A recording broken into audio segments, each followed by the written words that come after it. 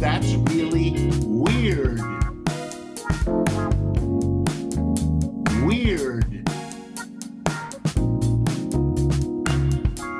It is disgusting.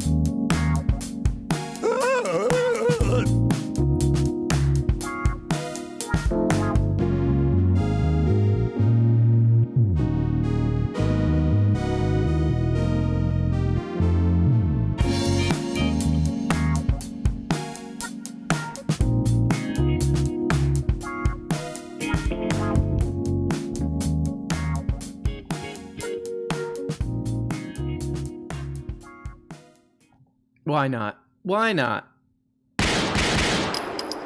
Let's do it. Let's do a show. Why not? And look, people are already... People in the... Look, I'm working very hard in the show, you know? Stream problems every time. Tech problems every time. Computer doesn't work. Can't get a graphics card. I go through all of this crap. I go like this. And what do people say? Where's Chippy? Where's Chippy, dude? Where's Chippy at? Don't start with that, man. Don't start. We got a lot to talk about on today's program. We're going to have one of our greatest guests, one of our greatest friends, and really an asset to the show. He goes by the name Greg. He is a odd guy, let's just say. And he's got into a lot of hot water this weekend with 4th of July crap. Well, not really, dude. And yes, he caused a lot of problems for a lot of people this weekend, but we're going to get into that, okay? It's a real nightmare. It's a real nightmare, I'll put it that way. Let's check in. Let's give the people what they want. Chippy, are you there? Yes, sir. Did you hear? I don't know if you've taken a look at the chat recently. Weird. But Yeah. It's literally everybody's just asking, can Chippy come on the show? I know. I have seen that. Like, on last stream, I saw that somebody was like, "Where's Chippy? Where's Chippy?" Mm-hmm. And now people just call me Ship. Did you see what you've done? They just People call me Ship. Chip. Yeah, that's pretty annoying, right? You pretty have annoying thing to created madness. All right, Yeah. I just want to check in if you saw that. You've basically taken over the show, so there you go. There you go. Chippy, she comes in. This is what Chippy does. She comes in. She uses the show for her own private, basically Tinder, her own private Tinder, her own public Tinder, really. And, and then she's all anybody cares about. Chippy is definitely a CIA plant. Maybe a ficus. Lucian, that's permabanned. You're permabanned.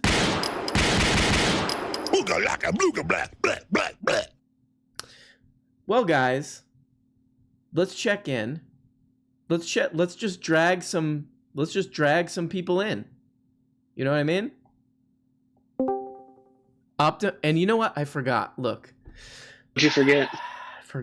I forgot. Optimus, I forgot. Like, the High Council does have these decrees, and one of them was I didn't do anything this weekend because they had a bunch of decrees and I did none of them. Doesn't mean I'm not ever going to do them. It's just like, you know what I mean? Why? Just this I weekend. think they're going to lose their patience with you at some point. Oh, yeah. I feel like we're already getting there. They've had it. Well, Optimus, what up with you? Hi. I got something I want to see if you've heard of or read. I was listening to the Chapo Trap House reading series. Uh-huh. And they were talking about this guy, Kevin Baker. He wrote an article called "It's Time for a Blue Exit, a Declaration of Independence from Trump's America." And then just listen to this first paragraph. It's really good. Dear Red State Trump voter, let's face it, guys, we're done. For more than 80 years now, we, the residents of what some people like to call Blue America, but which I prefer to think of as the United States if we pay our own damn way, have shelled out far No. more in federal tax monies than we took in. We have funded massive infrastructure projects in your rural counties, subsidized your schools and your power plants and your nursing homes, sent you entire industries, and simultaneously absorbed the most destitute, unskilled, and oppressed portions of your populations, white and black alike. Oh boy. Ouch. So, Jeez. this guy, little unhinged, as you could tell from the first paragraph, but he wants the blue states of the country to secede from the other half, or whatever percentage it is. And that's just something I heard, and I was like, this person is unhinged. And I was gonna see. How would this secession work? Would it just be like, hey, you're not allowed if you're a fan of like Big and Rich or something, you're not allowed in California? Like, yeah, they check your Spotify history, and if you've listened to any Toby Keith at any time, you're automatically excluded. You can't come in. Exactly. Wow. Is this? I'm gonna guess this person's probably really into Biden. Like they're like a resistance Biden person or something. Yeah, this is definitely like upper middle class neo-lib type speak for sure. Right. Like, we paid our fair share, you're poor. It's like, okay, that doesn't help anything. Like, I know, like, I'm pretty anti-Republican Party as well, but Jesus Christ, man, that's pretty unhinged. What if they change, how people always make fun of them, they have those signs that are like, in this house, da da da da. What if it was what if it's like, in this house, if you're from Kentucky, you're not allowed in this house? Like, I guess that would be his... outside their homes. Exactly. Well, secession. Richard Nixon's already chiming in on this. Secession is the modus operandi of those liberal Dems. Forget that the parties were completely different except for name back in the day. Exactly. I think I asked Richard Nixon about this a while back. I was making fun of some video where they were talking about Watergate or whatever, and I've been reading that book, Family of Secrets, and there's a big... I didn't know the Watergate conspiracy, the entire theory, but I read this book, so maybe we'll talk about that. It's pretty interesting. But Optimus Prime, I gotta listen to this. Is there anything else on the radar that you think we need to know about? Oh, I was gonna start the call by saying I was calling you from the ocean fire, but I forgot. So that's the thing that happened this week. What if you fell in that ocean fire? You would drown and burn to death, so I think that might be cool. I'm not really sure. That'd be a good way to go. We got to get somebody to live stream, that's like the ultimate influencer thing. I'm surprised nobody did that. Like, I mean, hey, hit that like button. I'm inside it's gonna be the new Twitch category, hot tubs, pools, and ocean fires. I'm broadcasting live. They're thanking people for super chats while they're being burned alive in the ocean. Exactly. Yeah. I love it. Well, Optimus Prime, anything else, or do you need to get the flush at this point? You can go ahead and send me down the drain. See you later. That's a big bye-bye to that guy right there. Okay? Oh yeah, we don't do flushes anymore. We do this. A much more violent way to say bye-bye. In 1984, where Wonder Woman comes and saves the day from the thought police. The chat is always having their own little discussion that I don't understand. They're always on about something, and I join the conversation like, after it's like 18 levels deep, and I got no idea what's going on. Oh, this guy we got to talk to. Landriel? Hello, RM. How are you? What up? How are you? I'm doing great. Thanks for asking. Hi. You sound pretty excited, and I like that. What's going on with you? What do you got for us on this disaster of a program? Well, I'm very Chippy myself because I just got done talking with Chippy for a bit, so I guess she's kind of rubbed off on me and her personality. Are you kind of like trying to score some points with Chippy in the competition here? Whether it's scoring points, I viewing the competition kind of more as like getting to know Chippy and less about like competing, because I feel as though our relationship is more important than like the game. Does that make sense? Wow. That you're really going for it with that answer. That's that's just about the best answer you could give. You're like, it's not even about the competition. It's just that's how much I care about Chippy. I got to say some quick thank yous to Mika Gelfand. I'm probably saying that wrong. Micah Gelfand. 20 bones for the R.M. Browner in chief. That's so nice. Thank you. Squid for Hire, making it rain, of course. Bart, can you Venmo this to Squid for Hire? Again, I think Squid for Hire is the one running the money laundering scheme through these things. Squid for Hire, thank you for the $2 also. Thank Bart and Venmo this back to cover his costs.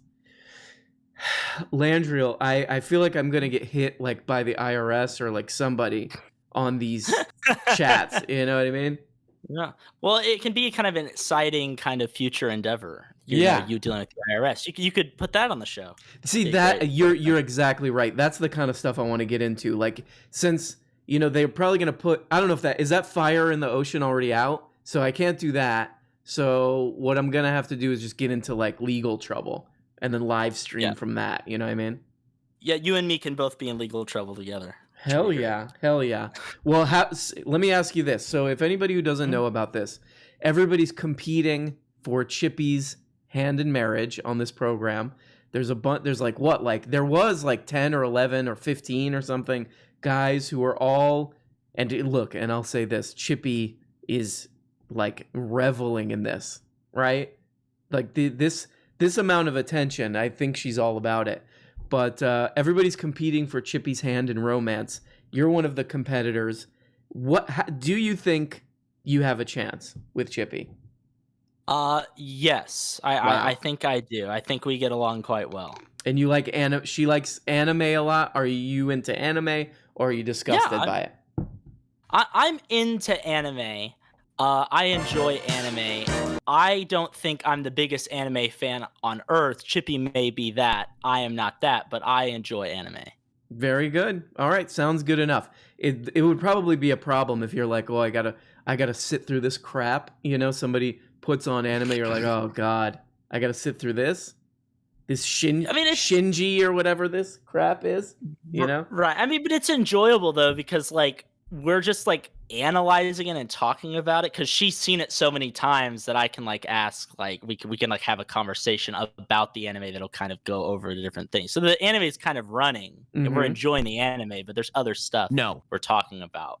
So the anime is kind of a conversation starter, if that makes sense. I like this. So you're trying to go deep. You want this to be a deep sort of you want there to be more than just kind of these surface things of like anime and all this crap, right? Oh yeah. Right. I mean, the anime is just the beginning. There's so much else that we could go into in regards to philosophical conversation. We had a whole conversation today about the future of Marvel and the kind of problems with Zack Snyder's extended cut. That's what we talked about today. So that was a really interesting kind of conversation. Oh boy, these are the things that a healthy relationship is based on: anime and the Zack Snyder cut. These are the things that get it started. Well, Landriel, is there anything else, or do you want to get the bye-bye? Two things. Yes, let's hear it. First off, you're asking what video games you should play in the bar below. Yep, I would recommend you. Sorry, I was going to say those topics still stand. What video game should I play? That's one, and the other one is awkward party behavior. You should play Alan Wake. Alan Wake. Mm-hmm. This sounds familiar. Is this some hentai game or something? It's kind of an action survival horror story-based game that's very meta in that the game you're playing was written by the main character of the game. So he's kind of created his own monster and you have to like stop it. So it's like very kind of deep. It says, look, there's a big selling point right here. Alan Wake is 75% off on Steam. It's $3 on Steam. I'm going to read some of these reviews really quick, okay? Let's see what this guy says. Of course. A good mystical story about a writer who just wanted to relax. Of course, technically, the game released in 2010 is outdated, but this guy says it's outdated. Do you agree with this idiot? I don't think it is. I mean, it's more linear than games nowadays, but that's understandable. It's still like a good, like, linear, third-person horror action game. I think. Let me just this is a shocking review.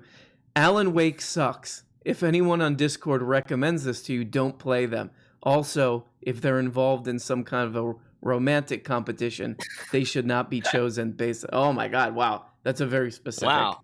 Jeez. It's almost like a time traveler wrote that or something. Unbelievable. Yeah, I think some Marty McFly listened to this episode and then went back. Well, you know what? I am going to try this. It looks cool. The graphics definitely look very cool. Yeah, Alan Wake. It was my favorite game as a child. Okay. So, yeah. Okay, last question about this Alan Wake thing. Is this more of an action shooting game, or am I going to be like trying to solve riddles? It's mostly an action shooty game, but it's like survival horror action shooty game. Okay. So you're gonna mostly be like, oh my gosh, and a guy came out of the woods with an axe. Like, that's scary. Ooh, I like it. I like it. Yeah. Okay, cool. And look, I got to ask a lot of these questions because if I'm going to make that investment of $3.74, I got to know what I'm getting into. Yeah. Well, understand, of course. What's the you had another thing to fire away. What else is going on? Another thing is that I'm currently reading Dan Brown's The Lost Symbol. Oh. So, I read an article. I already dislike Dan Brown because I think he's kind of my dad. Yeah. He's a bit of a hack. He's a bit of a hack, my dad. Yeah, but that's okay. Your dad? I'm so sorry. That's okay. It's all right. It's fine. I've confronted him about this. I've been like, you got to stop writing these pieces of crap books. But yeah. So what's it called again? The Lost Symbol. The Lost Symbol. And on like the third page after like the thank you and the like published page, there's a fact sheet that lists like 3 paragraphs talking about how everything in this book that he talks about is real. From like the psychic labs in Washington, D.C. to like the Freemasons like conspiring within the state. And recently I read an article about how Dan Brown kind of paved the way for QAnon to happen. Really? Yeah, because like the kind of boomer generation, the older generation that read the first Dan Brown books, it made them like question authority and believe in conspiracy theories about like, because like they weren't even listening to their pastor anymore because they thought that Jesus had a kid, right? So they were like completely isolating themselves from all community activities to the point where they got to like that Joe Biden has been dead for years and Trump is still president kind of beliefs. You know what I mean? Like, yes, I love this. That's beautiful. Yeah. That's beautiful. Oh my God. So how much have you burned through of this book? I am on chapter 6 right now. So I'm like 40 pages in. But it's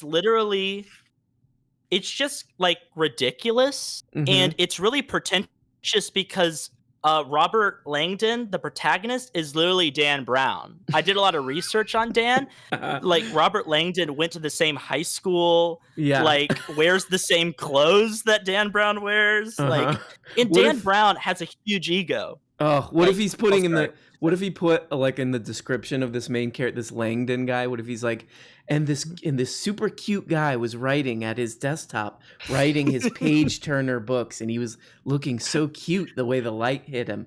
Oh, right. Well, why don't all the girls like him? Like that. He says stuff like that, like he's older, but he still looks good. Like that. He literally writes stuff like that in the book. That's so good. Oh my God. That's like beyond hack writing. That's like you've gone so far into being a hack that you're writing like what a 12-year-old would write in their book.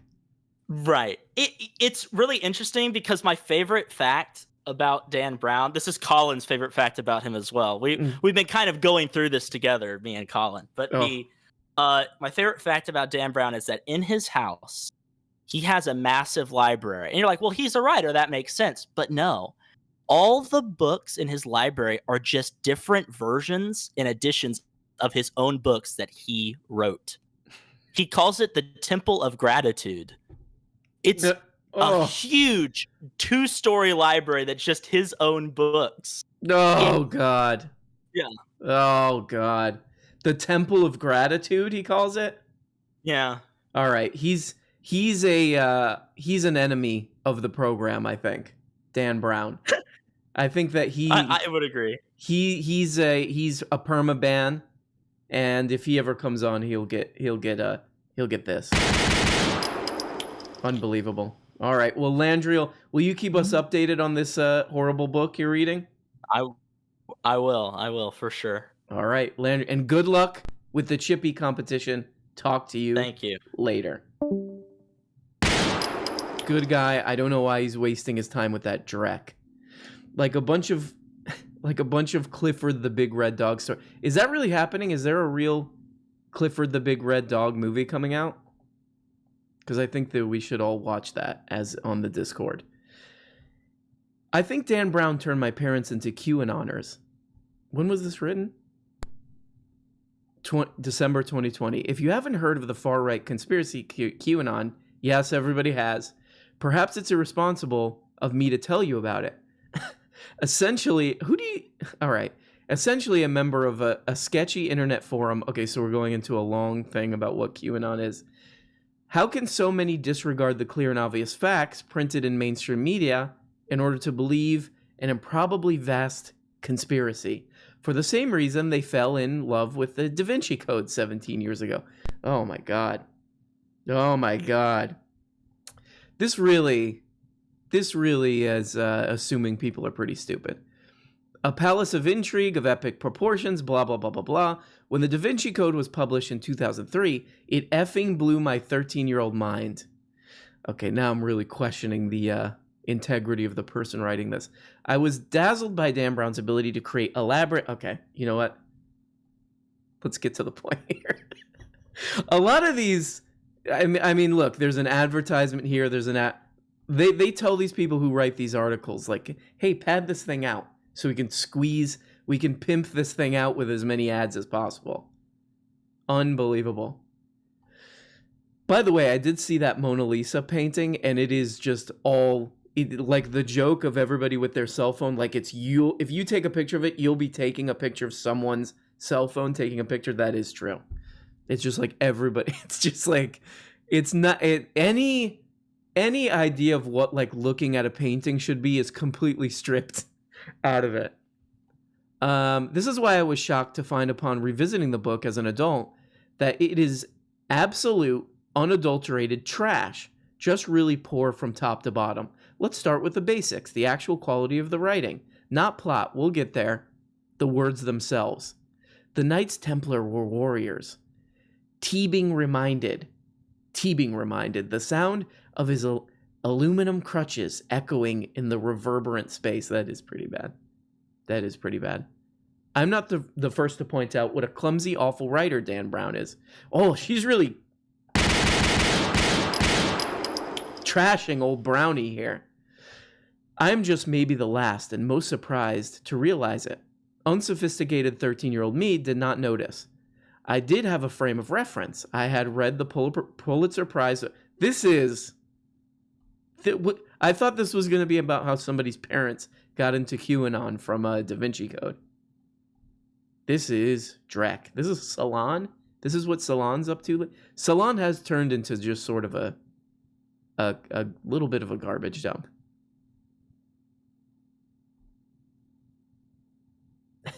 The reader no longer needed to rely on the experts to determine whether the book was a gimmick. The reader could go to Google and find articles of undetermined quality and unverified accuracy in the form of their own opinion. This is a real stretch. Why? Why? It is disgusting. The QAnon... Okay, let's see if this ever gets to a point. The QAnon phenomenon has frequently been referenced as a bad Dan Brown plot.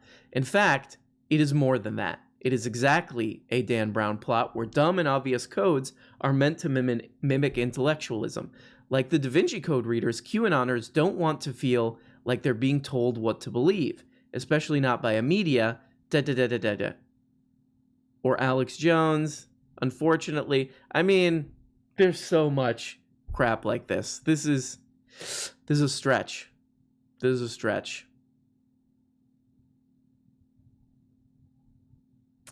I always thought with like Alex Jones and stuff and kind of like a lot of that kind of stuff, it's just people wanting to seem like they have like secret information, like they're like smarter than people. Like they have secret information. J-Bone. J-Bone! Are you there, Jay? Jay, are you there, dude? Hey, boom, boom, boom, boom, boom. Boom, boom, boom, boom. Oh my god, Greg, fix it. Fix it, Greg. I miss my Greg. Uncle George. Bud smokers only. Bud smokers only. Oh, Ouija, are you with me? Do you remember that one? And I'm gonna miss everybody. And I'm gonna miss everybody. Yeah, I gotta re-listen. I gotta re-listen to my bone. Busy. Let's hold on. Before we get into this, let's name the bones. Busy bone, wishbone, Fishbone. wacky bone, I think is one of them. I think that's the quadruple right there. Silly bone. And what else? Billy. Dan Brown. The Thigh Da Vinci bone. Code. That's right. And then of course, the lost member of Bone Thugs, J-Bone, which is who we got on the air right now. Jay, what is going on with you? Hi. Just another happy weekend. Really? Some great podcasts. Great podcast came up again. Oh, you've been listening. I This is how you celebrated the beautiful country. You listen to podcasts. I hung out for a little night. Band came over to my friend's house. All They played right. the rock and roll. It was cool. That was Saturday. What? And then Sunday, I wake up and I see this beautiful podcast. Oh, It was like targeted for me. what is it? Dave Rubin and Carrot Top. Dave Rubin You and brought him Carrot on. Top. Yeah. Is Dave Rubin interviewing Carrot Top? Yeah, he's like, so Carrot Top, when did you become a classical liberal? And Carrot Top, you know, he's roided up, got a little cocaine mustache. He's like, well, Dave, when I read about the Dr. Seuss ban in our public libraries, Oh, that's where I dropped it. That's where I gave up on this country. I gotta say some thank yous really quick. Of course, Squid for Hire always gets thank yous. And Green Mind, flushing toilets to you. Did you see Tarantino on the Joseph Rogan podcast? No, but I did listen to him on the on WTF, which we will talk about. And I like this one, Head for Hydra. For a yellow Red Bull, Venmo the scraps to MK. Please wait to talk about the... Oh, I thought you were going to say do talk about it. To talk about the new Soderbergh till I get out of work. Love you. Maybe I'll talk about it in the abstract. Steven Soderbergh? Steven Stonerberg. Steven Stonerberger. Okay. He should open a restaurant called Stoner Burger. You know what I mean? It's open 24/7. You know, when you're getting munchies from your doinks, you go to Stoner Burgers. Russell Crowe dresses up like Noah. It's fucking, shitballing off a whiskey at the bar. Just puts on his robe. Oh yeah. What's the guy from? By the way, what's the guy from Taken? That wasn't Stovenberg. I'm sorry. Yeah, you mixed it up, but I let it go. What's the guy from Taken? What's his name again? Liam Nielsen. Liam Nelson. He does he really pee his pants in those pictures? Remember all those pictures came out where he had like pee marks, pee stains on his khakis? Fake news. Fake That's news. a Somebody product. photoshopped that pee on there. Have you ever seen Rob Roy? It's like Liam Neeson and Tim Roth. It came out like '96. It's like Scottish Highlander dudes in the 17th century. Never see Rob Roy. The greatest sword fight you will ever see on screen. It's better than Darth Vader and all that. They brought in the experts. All right, I'm putting it on the list. We got Alan Wake and Rob Roy. The final scene. Are you pulling our legs on this Dave Rubin Carrot Top thing? Yes, I was. Oh, unbelievable! It would be so great though. They could talk Austrian economics. You know, Carrot Top gets some of the serious look. What if Carrot Top went into all this libertarian stuff, but he like acts it out with props? Like he's like, this is what taxes do, and then he hits a watermelon or whatever.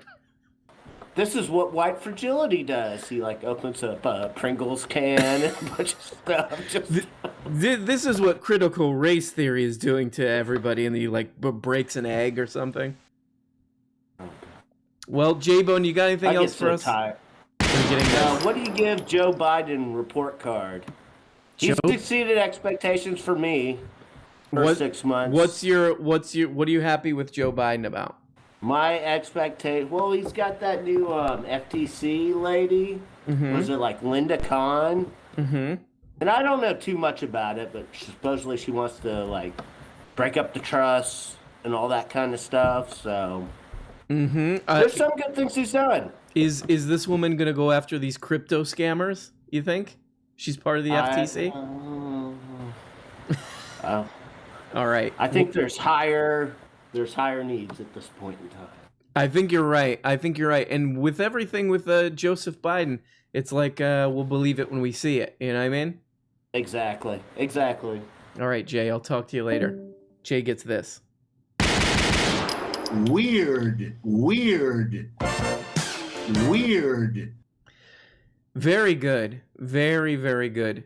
Yeah, there's a story I did want to read about experts warn Florida tower disaster is climate emergency wake-up call. See, this I didn't know about. Like, it's pretty iffy on, like, what exactly caused that and blah, blah, blah, blah, but we'll look into that. We'll look into that later. Actually, you know what? Let me see if I can... So the Steven Soderbergh, the new movie, and it's a good movie. It's called No Sudden Moves. What is it? It's on HBO Go or Max or whatever that piece of crap is called.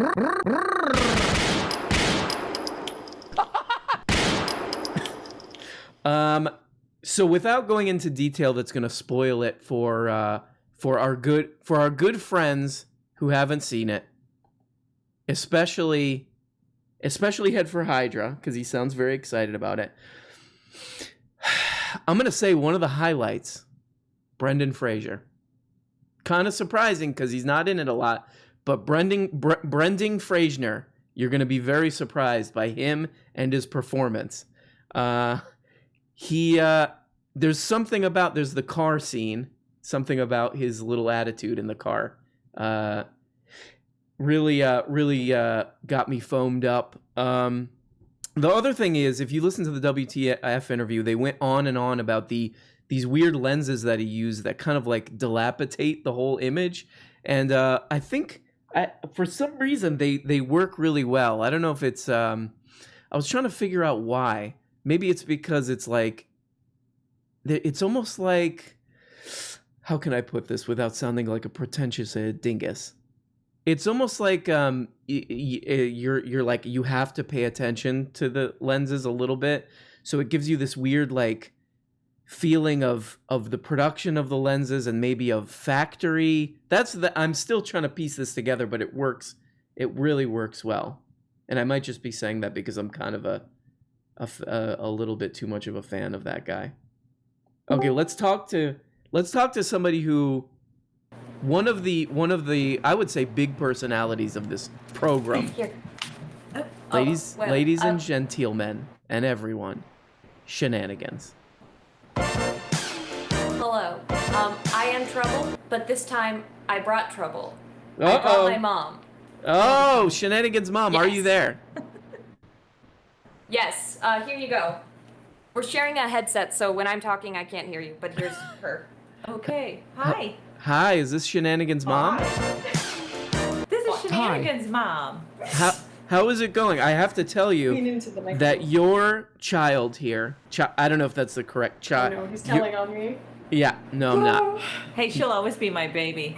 Your baby is a She'll always be my baby. very popular member of this program, I would say. That's accurate. A lot of Oh, that's people. because she's a rock star. Exactly, very well liked and a big personality, I would say. What was I know, right? I don't know where she gets it from. It's crazy. was Shenanigans a bad kid growing up or a good kid? Stuff all the time. Oh, she's always been awesome. Always and a genius. And yeah, her brain gets ahead of her. That's the only thing. That's the only kicker. All right. Well, yeah, you could do a lot worse than that. Well, that's good. What are you guys up to? Are you guys to know what's being said. Are you guys partying together or what's going on? Well, my beautiful baby came to my house, and we've been doing a little bit of art type stuffs and hanging out a little bit. And she's been sharing some of her big ideas about Punkarina and Dynacorn, and it's pretty groovy. She's got a lot of good stuff going. Very nice. Very nice. Sounds like it's a real Yeah. collaboration. You know what? I have to say it's all her. Okay, it's all her. I have to say, Shenanigans Mom, It's all you're her. you're a way more stable and kind presence than some of the parents we've had on the show. There was this one guy who came on, Shenanigans might remember this, who made his children, he was a single dad, who made his children use a ironing board for a dinner table. She was telling me about that. It sounds lovely. Who doesn't like a small table? Because it does bring the fam closer together. Hmm? It totally does. They were probably close together. It's probably a lot of... Dad is a gem. Also, I don't know if you guys have used an ironing board recently, but the noises that those things make, not very pleasant. Not very pleasant. I gave up ironing. Yeah, Gave up right? Ironing. Ironing is evil. If I give it up, it's going to be for that reason, that it's noisy, and now I view it as a table. You know what I mean?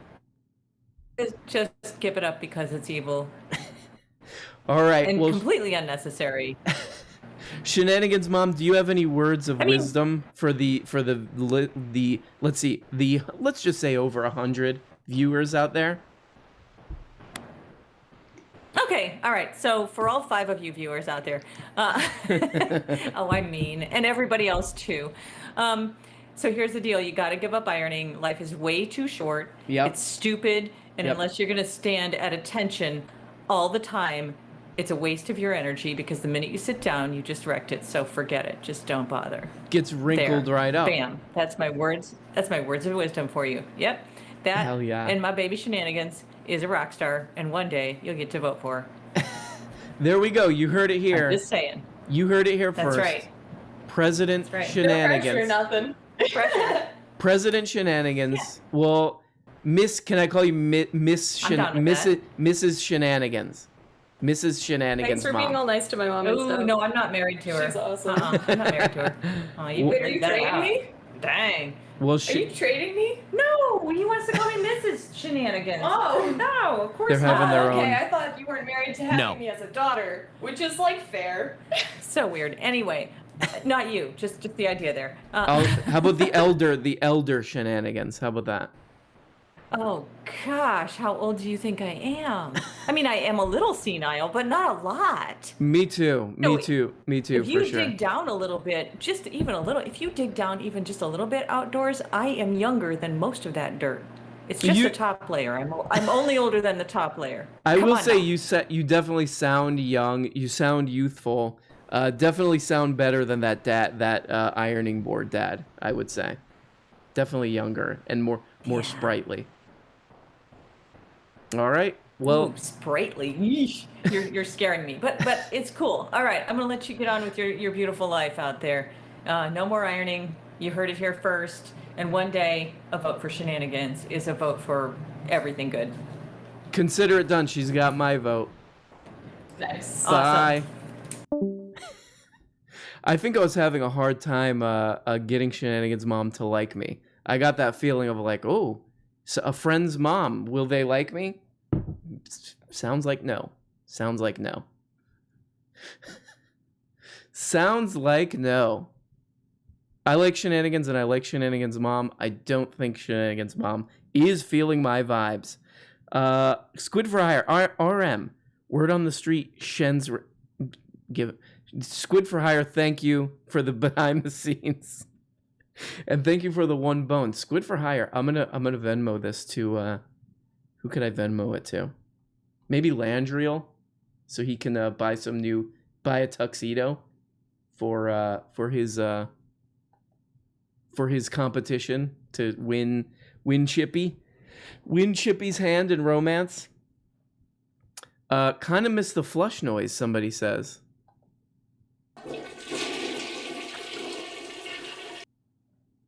Kind of miss the flush noise. Will Witt. Somebody's talking about Will Witt. Will Witt. Oh, that's the PragerU guy. Once I hit 29, all of the sudden, I couldn't stand people chewing with their mouths open and wearing wrinkled clothes. I don't know why. Why does people chewing with their mouth open, why does that make me want to murder them so bad? That's a me problem, I would say. She was being very nice. No, she totally was. She totally was being very nice. Shenanigans' mom was being very nice. Moms love you, Rowdy Man Brown. Don't worry. Shenanigans' mom was mad blushing after that flirt fest. Benito, are you there? Benito, what's up? What's up, bro? Oh my goodness. Oh my god. Greg, it's doing it again. Oh Jesus. Oh no. Oh no. He keeps saying there's a code. Oh my god. You gotta fix that codec, Greg. You gotta update it. Stop. Greg, make it stop. Oh my god. Oh jeez. Jeez. Okay. He refuses to update whatever driver is causing that. I don't know what's going on. I think I got it, dude. Oh my god, here we go again. Oh my goodness. Oh god. Anyway, I'm sorry. Benito, what's up with you? Hi, Mr. Brown. What's up with me? Well, I've got some ones and twos to show you. I've got drums to show you over a chord progression. Oh, okay. Now, last time, sir, you did not click on the stream, but this time I'll remind you to click on the stream. Okay. All right, is the stream working? Okay. Let me look. Yeah, let me watch it. Did you click on? Let me watch it. Yeah. Okay, great. Okay, now got tell it. me if you hear this. Did you hear that? Yes. Okay. Did you hear it? Yes. Hello? Yes. Mr. Brown? Can you hear me? Oh, jeez. Is something wrong happening with the... Oh my god. Mika G? Hey. What up? Wait, is it Micah? Yeah, you got it. You can call me whatever you want. Thanks for having me. I would not dare of it. You go, but I'm going Micah. Micah G. Micah G. Yeah, while everyone was out enjoying this weekend, I was really devastated at the passing of an old-fashioned, all-American He-Man, Babe Magnet, a virtual rock star. Oh! And of course, I'm talking about Rumsfeld, the name George Bush gave Donald Rumsfeld. More than any other man in Washington, Donald Rumsfeld exercises absolute, raw, ruthless power and enjoys it. Cool. But on the flip side, cool guy. Wouldn't you say cool guy? Apparently a big flirty pussy cat as well. Yes. I would say with remember Donald Rumsfeld, he was like there are knowns and there are other unknown knowns and there are known knowns are that are unknown. Remember that? Yeah, unknown unknowns. That was the best. What was that again? No. Oh god. Greg is actually he gives that speech every morning to himself in the mirror to get pumped up. The unknown knowns thing. Oh god. It's sick. So I'm still a little disgusted. That's pretty need a shower and acid after that. Vinci asks, I asked for Cult of Dusty to reach out to you. Nothing yet? No, he's clearly not interested. Cult of Dusty's like not. He watched maybe 1 or 2 videos. He's like not interested. Not interested. No, thank you. No, I haven't heard from him. Unknown. No. Yeah, it's a Zizek classic too. Zizek's always going on about that. About unknown knowns. Well, Micah, sorry, I interrupted. You were lamenting the death of your hero Donnie Rumster. Yeah, and everyone calls him a war criminal and all that. Not nice, right? Not nice. They're really mean to him. Yeah, ruining such a good man's reputation. Why do you love him so much? Oof. Where to start, right? Yeah, I mean, for enriching so many military contractors and just being such a sociopathic goon. But yeah. Exactly. Well, feel free to flush me. Just want to wish everyone happy 4th for real. And yeah, thank you. Take care. Hey, you get this. Bye-bye. The funny thing is, so I'm gonna put out a video soon about like a long kind of look at that Family of Secrets book. Donnie Rum. He's, there's some of him in there, but one of the most like a shorter but still pretty interesting part is the George W. Bush stuff, because we kind of like, at least me, like with like the Trump era and then like the election and all that stuff, I kind of forgot about George W. Bush, to be honest. And it's just like his whole story is so it's so funny and so kind of silly and stupid, like how much of a fail son, like the original, one of the original classic fail sons, George W. Bush. And like there's this long section in the book about like how just every mistake you could make, the dude had like unlimited second chances, basically. So, we got to give it up for a real one, George W. Bush. But more on that. I'm gonna be putting out a video that goes into actually some kind of depth on that very interesting, bizarre book. Vinci, are you there? I am here. What up? Vinci, good to talk to you. One of the, I would say, another one of the big personalities of the show. What do you think? Like, I was pretty excited about talking to Shenanigans' mom. I'm thinking she was not feeling my vibes. What do you think? We should have gone through your poem or something. Had some form of entertainment to lighten it up. Right. Yeah. I was just firing so many questions at her about that guy with his. You know what? That guy was supposed to call back too. That single dad who forced his kid to eat. Forced his kids to eat off an ironing board as a dinner table. So if he's listening, please call back, because you're one of the better guests. Thank you. You are one of the better guests too, Vinci. Vich, where's the N on your name? There's only a certain amount of characters I can put on Discord. Oh, well, Vinci, what's going on? What do you got for us on this gorgeous program tonight? No. Well, not much, actually. Last week or the week before that one, I tried getting on. After several attempts, what I have to share for show and tell today is outdated, but I'm still going to share it. Oh, God. Okay, let's hear it. The only exciting thing that happened was last month, and I went to Fort Myers for a murder mystery dinner show. Oh my God. Have you gone to one of these before? First time for me. I've done dinner shows before. I've done medieval times, the Capone show, a lot of the stupid ones in Orlando. Oh my God, there is a lot of that stuff in Orlando. You get I've never been to medieval times. Can you give us a score of 1 to 10 on medieval times? My bar is incredibly low. Mm-hmm. But I will say, if you manage your expectations, you will walk away gratified and full. Do you eat one of those?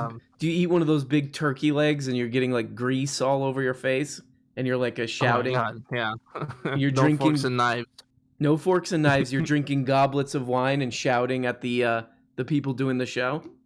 Yeah, you're seated next to like a 5-year-old while you gorge on a turkey leg with grease all over your face. When I was when I was a kid, there was like a fit. We used to go to this, like county fair or whatever it was, and one of the games you could play, it was like for like $5 or something. You get like 10 paintballs, and there's just a guy walking around in this like scene that they set up, and you just shoot him with paintballs. And oh my God. And it like every year they would do it, and it would be like a theme that didn't really make sense. Like it wasn't Halloween, but there was like Jason. One year it was Jason, and then the next year it was like a bear or something. Like it never really totally made sense. But what if they did like was it the Dade County Youth Fair? I think it was the youth fair. Yeah, it might have been the youth fair. Yeah. Does that still exist even? I don't know. Since COVID, I haven't paid attention. That's the real sad part of COVID is that the youth fair couldn't go on, right? Yeah. No. Well, no. The youth fair is fun. The medieval times is fun. I was going to tell you that this one experience I had in Fort Myers. This is a dinner show, murder mystery dinner show on a train. Oh, I've heard about this. Yeah. I think another Florida friend of mine actually did this and said it was actually kind of fun. What was your experience on this? Had Jack the Ripper. Ooh. And find out who the killer is. Ooh, did you figure it out? I overthought it, so I was wrong. But the culprit was the most obvious choice, and I was like, nah, I'm not gonna do the obvious choice. You were going a little bit too deep on it. A little too deep in their backstories. I was like, well, if he has no motive to kill, then he would have definitely hid behind evidence. Well, maybe they went one level even deeper, and they knew you were gonna think that. You ever think of that? You ever think of that, my friend? Okay, I have to calm down. My head's gonna explode. So was it fun? Did you really get into it and pretend like you were involved in a murder mystery, or were you like crossing your arms and rolling your eyes the whole time? Weird. Loved it. I just couldn't stand the other co-patrons that were there. That they were notified on numerous occasions to silence all devices and to keep your dialogue to a minimum. Ugh. Because the stage is literally in the middle aisle. So if there's a performer getting into character, they can break concentration. Literally, like in a second, it can happen. And so these women in probably in their mid-40s or something like that, they kept making phone calls during the show. And oh my God, it was terrible. But the food was good. They were ruining it. They were ruining it. Do people? What's with people not realizing that they're ruining things? You know. You should have told those ladies. You should have grabbed the phone out of their hand and said, "Hey, you signed up for this thing. Now take it seriously," and then throw the phone. You know what I mean? Step on it and step on their phone. Throw their phone on the ground, step on it, and say, you're not allowed to ever use a phone again, lady. It should be part of the act. Yeah, exactly. all the people watching are like, wow, this is very interesting writing they did here. Yeah. What's this? I have a question. The Steven Sotomayor movie? What did you say it was? Steven Sotomayor, yeah. He made that new movie that's on HBO Max. What do you want to know? You want to know about it? Title? Yeah, the title. Oh, it's called No Sudden Moves on HBO Max. Is it Max or Go? I can't remember. I think it's Max. Vinci, I'm glad. I got to ask you one more thing about this railroad thing. Was this on an actual train that was moving, or this is it's fake? It actually moves. You get in, you have a 3-course meal. By the way, 10 out of 10, the quality. Really? Oh yeah. Oh my like God. I'm like dead serious. How do you focus on solving a murder and you're shoving tasty treats into your face hole? How do you do both at the same time?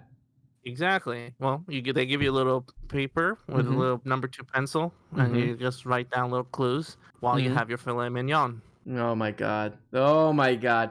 Well, Vince, this sounds like fun, and I'm sorry you didn't solve the murder. You let everybody down. And the next time you go to one of these things, tell people to shut up with the phone crap, okay? Make sure to carry the message over.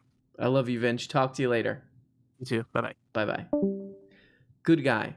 Good guy. Well, guys, somebody in the chat was like, I stopped doing the gunshot noise. It's scaring my cat. If that's true, I'm going to stop doing it. Somebody's listening through like really good speakers with like lots of bass and their cat's just going crazy. But that kind of leads us into the next thing. To be honest, this is something that really we got to talk about. Because there's a situation here that happened involving Greg in this city that I live in. Greg got into some hot water over the 4th of July weekend. Isn't that right, Greg? That's, to quote the great Sam Harris, that's subjective. Okay. That's a really annoying answer. But so basically what happened is that at this local, what is it, the Humane Society? Yeah, Humane Society. A bunch of animals escaped because somebody, Greg, was shooting off fireworks like in the parking lot of the Humane Society, and it drove them crazy. Well, I mean, God, don't do that with your mouth. Well, the thing is that, a lot of these animals are not adapting. I think that's probably one of the biggest problems. I mean, Greg, you know about this. You know that these things make animals go crazy, and especially if you're shooting fireworks like next to the thing. Come on. It's going to make them go crazy. I don't know. I mean, I don't have a problem with people going on the roof of places and shooting their fireworks. Oh my God. Yeah, I didn't even hear that you were on the roof. That's sick. Guys, that's sick. I actually did read about that these fireworks make animals go crazy. Like birds leave their nest, bees leave their honey, bees leave their honey pot. Because these animals, look, let's just be straight up about this. They're dimwits, okay? These animals don't understand from fireworks, okay? That's what I'm saying, dude. No, because I'm joking, and you actually believe that. You actually believe that. That's really weird. Halfwit, are you there? Hey, Brownie. Hey, Halfwit, what's going on? Not much, man. I got a Willem Dafoe movie recommendation for you. Yes, let's hear it. It's called Autofocus from 2002. Have you seen that one? Oh my God, that's a great one. Oh, dude, it is so slept on. It's the dude from Hogan's Heroes. Let me see if I can remember, because I saw it basically when it came out. It's the dude from Hogan's Heroes. He's like secretly a pervert who like films all this sexual stuff, and Willem Dafoe plays his like creepy friend who gets like the video equipment, right? Exactly, yeah. It's one of the great Willem Dafoe roles because he's simultaneously kind of likable and extremely creepy, right?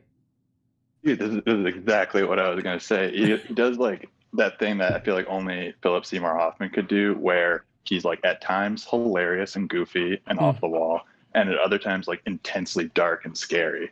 And I just feel like he doesn't get credit for being like one of the great actors of our time. And I feel like that movie, which I personally love it, but like a lot of critics were like, yeah, whatever, it's whatever. No way, those critics are full of crap. Because that's a great movie. But just like him and Greg Kinnear are both just like bringing the heat in that movie.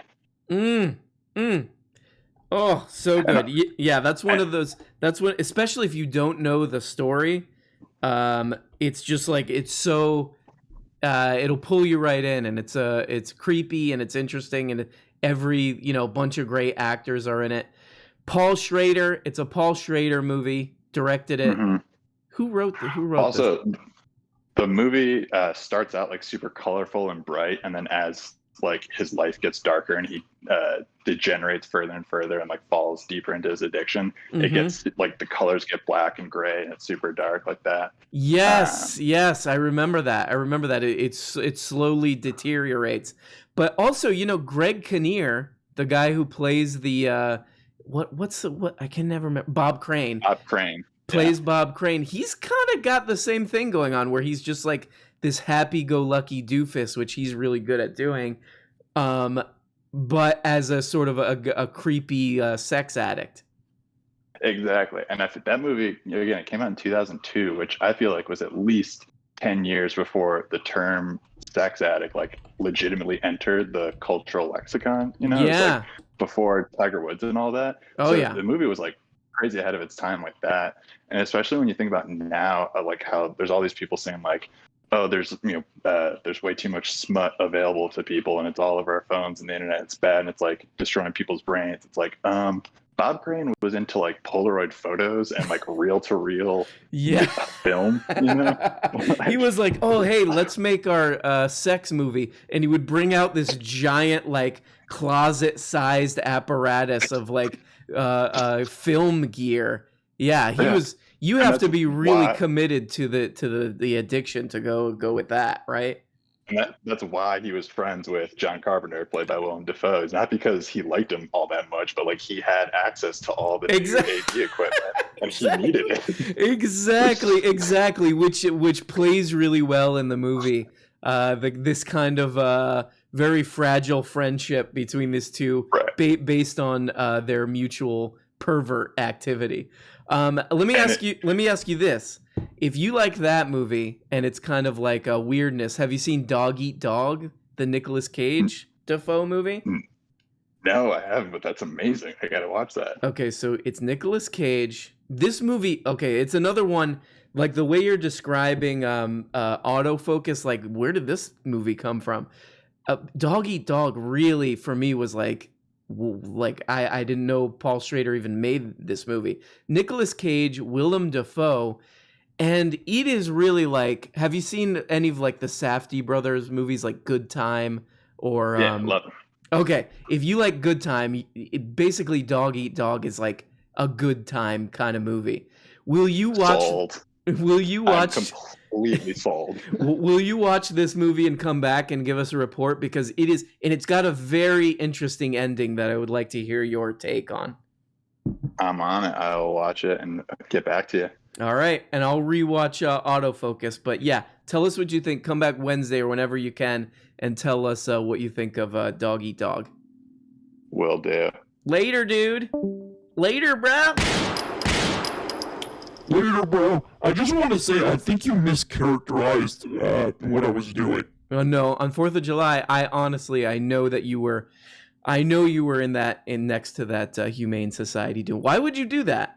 Well, look, it's a good, yeah, you're getting really flustered. It's just the best place to do fireworks, and it's not fair that just because these little rats are, they couldn't find a home. Okay, you're blaming the animals at the Humane Society that they couldn't find a home, and... Well, yeah, I mean, if they were, I don't want to say if they were cuter, or maybe like, were more, more selling themselves a little bit more to owners. Okay. That's disgusting, Greg. Like, these animals who don't have homes are just not trying hard, not marketing themselves. I didn't know. I think marketing is the perfect word. If you're an animal and you're trying to get a home, you're a little dirty little rat in a cage there at the Humane Society, you gotta sell yourself. You gotta pitch, why do I deserve a home? Greg, that's probably the worst thing I've ever heard. Well, I don't know. Some of these people call in, that last guy, I don't know what he was saying. He was weirdo. He was talking about pervert porno movies. Ugh, God. Man. He is not. Greg's, I will say Greg's segment are not funny either. That's the other problem. It's the other problem with him. Lasagna Tube? Hey, RN. Hey. Whoa, Tube. Tube, what happened with your audio? Your audio was sounding pretty interesting. I'm working on some musical tracks for that guy. I want to do the vocals. Oh my God, you got some reverb going on. Oh, I'm sorry about that. I'm trying to work on, like I said, I want to help Bendito out with the tracks. I want to lay down some vocals for you if I could. Okay, hold on, but let me say thank you to Zero, $2. I forgot that this was you, Zero. The gunshots scare my cat. Please be respectful. I'm sorry. You know what? I'm gonna really lay off. I want to keep doing the gunshots. I'm gonna lay off. Hi, because I don't want to scare anybody's cat. All right. Well, Lasagna Tube. Let's hear these vocals. What is this for again? Right. Can you remind me who's doing music and what is this for? It's Benito Pepino is working on the track he's trying to play for you. So I figured I'd drop some quick vocals. Okay. And here we go. We're gonna do it a little bit like an all red brown show. Whoa! Little show a little bit of the reverb. I think what's happening is the reverb is causing Discord to think that he's like away from the mic or something. Poor Lasagna Tube. He had a whole good thing prepared. Lasagna Tube, can you try that one more time because I think. All red brown show. There it is. Hey, is this working? Is it working? Go. Do it one more time. Say it one more time. Oh, I think with the all red brown show. Hell yeah. What? Lasagna. Why isn't this working? I'm sorry. Oh, I'm sorry. I'm having some tech problems. Oh God, Lasagna Tube. It sounds really good though. Your voice sounds very dramatic like that. I like it. Thank you. I don't think Discord likes it though. Let's read some of these beautiful chats. Honestly, I'm just happy I can finally tell my aunts that skateboarding is a legitimate Olympic sport now. I mean, look, when I was a kid, skateboarding is like, ooh, look at those bad kids skateboarding. That is not the case anymore. Skateboarders are regarded as like I was watching something with like Ed Templeton, and it's like Ed Templeton is revered as this like sage now or something, and back those times it was like, get off the property, you know? That's what Ed Templeton heard all day. Get off the property, Ed. Now people would be getting him to sign the property. You know what I mean? So that's my little take on skateboarding. Weird.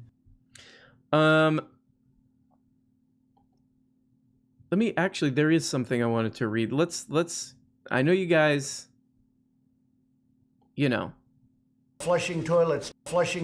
Everybody's flushing toilets, but let me just, I wanted to read this article, and maybe we could get something out of it. You think so? No. Experts warn Florida tower disastrous climate emergency wake-up call. This is something I was wondering about.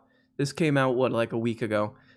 In the search for, this is from Naked Capitalism, in the search for answers following last week's disintegration of a high-rise condominium tower near Miami, it's Miami. It's North Miami Beach. Enough with this Surfside crap.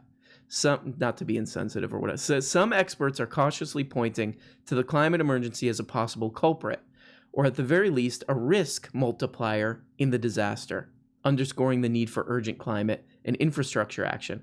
With 11 confirmed dead and 150 people still missing. That's so crazy. Oh my God. Oh, that really is so horrible and tragic that there's just all these people missing for so long. A 2018 engineering report on the 12-story tower noted design flaws and, quote, major structural damage, including a deteriorating roof, defective waterproofing, and crumbling concrete columns and rusting rebar in the building's underground garage. The report warned that some of these problems could cause, quote, exponential damage in the future. With so much well-documented existing damage, and with repairs to the building underway at the time it disintegrated, experts have been reluctant to attribute the collapse to any single cause. However, the numerous scientists and other experts say that rising sea levels and more intense tidal flooding related to the climate emergency could have played a significant role in the disaster. The potential role of this is a tweet from some dude. The potential role of climate change in the Miami building collapse is a serious warning. In the 1980s, building climate change resilient structures wasn't a key concern. This is something I want to come back to because it's like, yikes. As someone who grew up in Miami, I've been hearing stuff about how it's already all this flooding and all this crap is sort of scary. Oh my god.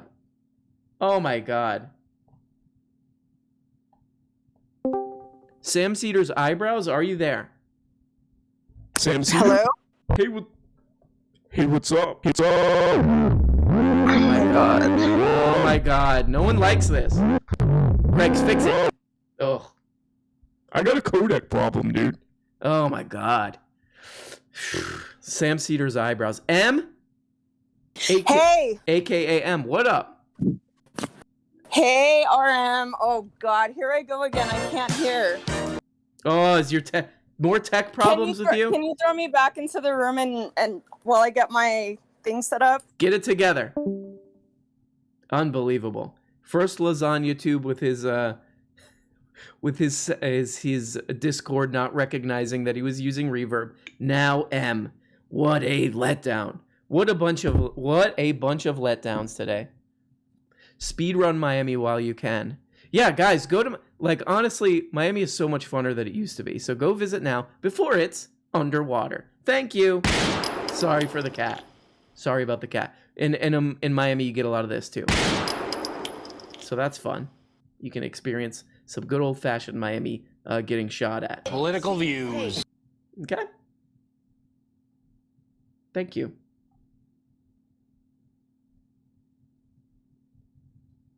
Let's see who else we got. Oh, you know what? This is somebody that we gotta talk to. Richard Nixon. If Richard Nixon was good at football. Oh, howdy. Wasn't expecting that. I wasn't even in the green room. Oh my god, I just dragged you in because, as you can tell, a lot of the green room is not having their tech issues together. You know what I mean? Well, I mean, this is what happens when you don't wear a mask on the show, RM. You were patient zero. No, you're right. This is my fault somehow. I will say that. Well, I have to say thank you for the elevating. Not sure the High Council is going to be too happy, but look, they're already that's a tomorrow problem. They're already very, very pissed off and worked up at me, you know. So we'll just keep going. We'll just keep going down. I mean, I was a little mad at you last week when you speed flushed me, but water under the bridge now. Remember how that guy was saying water. Remember that guy was saying that in autofocus the color keeps getting darker and it keeps getting more saturated and weird looking. That's what's going on with this show. And me with the High Council. Yeah. What was I forget, what were you saying earlier that you wanted to talk to me? I was watching the stream, but I'm getting tired, so. Oh God. I forgot. Oh, well, we were talking, a long time ago, we talked about the Richard Nixon, the theory of Richard Nixon and Watergate that he was actually set up. And I think I was asking you about it because your name's set Richard. Up, but I don't know about Dork. I think he did it to himself. Well, how dare you? How dare you talk about the great Nixon like that? How dare you? I'm the great Nixon. No. That Dork couldn't, get a touchdown. He's a bit of a turd. Well, aside from Richard Nixon and these crazy conspiracy theories of yours, you got anything else going on? Or should I just straight up give you the automatic quick flush? Oh no, I've got some things to talk about. I just wasn't expecting this early of entry. Let's hear it. Okay. Well, for starters, just picking up because he cut me off during the Richard Wolf VTuber combo last week. I had some more stuff about the Outer Worlds to get you hooked on it. Wait. Outer, is it Outer Worlds or Outer Wilds? Worlds, the one that's Firefly, but the problem is big capitalism.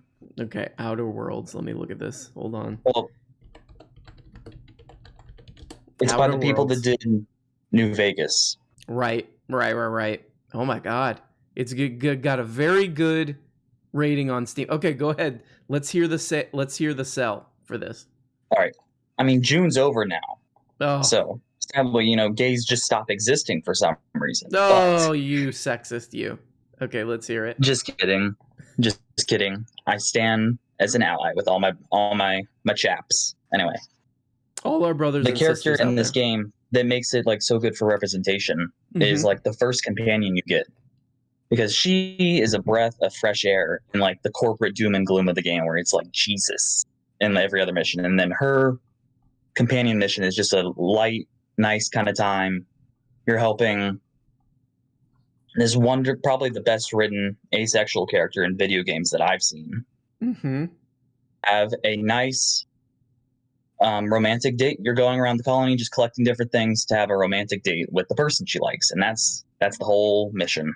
Let me hold on. Let me tell you. Let me read something to you, and you give your response. Okay. Some nasty, disgusting, putrid puke on Steam. We're not going to even say his name, because he should be ashamed. He writes, "Sorry to disappoint, but this is not the Fallout New Vegas sequel that you're looking for. It's a far smaller, far less interesting game that really isn't up to the standards of RPGs of 2020, let alone its nominal You hear this guy trashing this? I do. It's unbelievable. I'm kind of looking at it on the stream. And keep reading. What do you have to say? Like, forget the don't reply to his actual things that he's saying in terms of the game. What would you just say to this guy as a person? His character. You're really fun at parties. Wow. Ooh. But there is something to actually reply to that comment, though. Okay, let's hear it.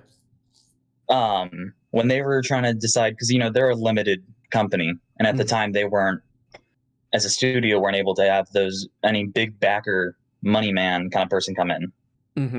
So it was a choice of, do they build it like a bigger open world game, or do they build a high quality game that just has some smaller maps you have to transition from and through?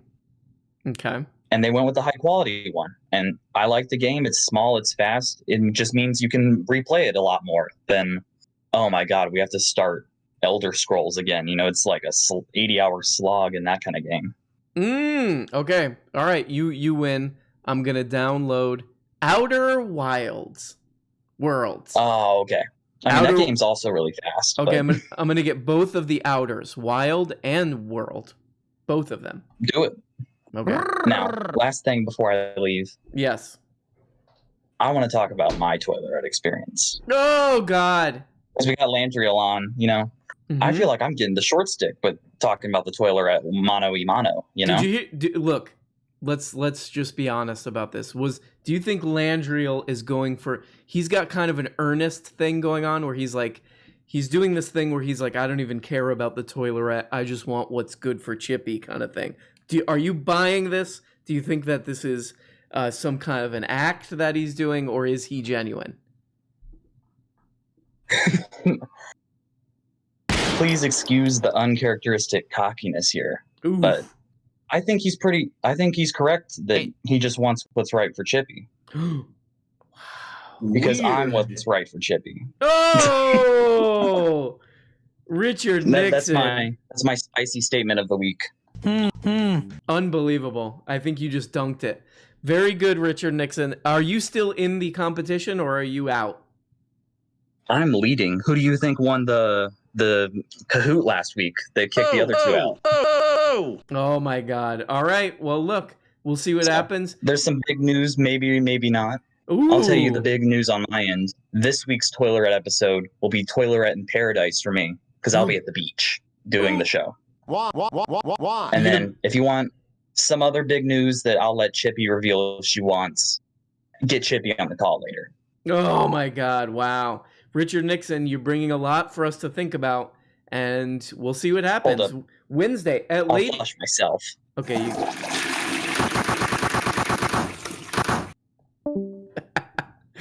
Everybody, I just want you to know that this Wednesday will be a lot of action will be happening for the Toilerette, starring Chipford, Chippington, and she's gonna chop some people. She's gonna flush some people. She's gonna flush some people, and she's gonna really hurt people's feelings and just do whatever she wants. And it's gonna be as the kids on Reddit and YouTube say, based poggers. Okay? Thank you. Let's take a look. Let's see if M's back. M, is your thing working? Hello? M, is it working? Yes, I'm back. Thank you so much. M, I didn't expect you were gonna take my call right away. I wasn't prepared. I'm good. Somebody says get Nomiki Const on. I mean, I don't think she would want to come on this. I don't think she would want to be honest. I'll reach out to Nomiki. What about Emma? You should get Emma. Yeah, you think Emma? Jamie. Or Jamie. I think they would. I think they would. I think Emma and Jamie would be more into it. I don't think they would for sure be down. And also, so Nomiki Const has a show, right? I think there was a huge I think there was a huge missed opportunity there. She should have called her show Showmiki, right? Nice, Yeah. beautiful. Hey, how was your 4th of July weekend? Well, I stared at some fireworks. I had to talk to the Humane Society with the Greg situation, but other than that, it was pretty good. What happened with you? Did you have a few drinks? Did you light off any Roman candles or anything? I don't drink, and I would like to keep all my fingers. But I did boring. I did blaze up a few doinks. Ooh. And big old doinks. I spent the long weekend, and I just got back from San Francisco. I was in San Francisco for the holiday weekend, so it was nice. Did anything interesting happen? Were you putting on your own private version of the Toilerette? Like, what was going on?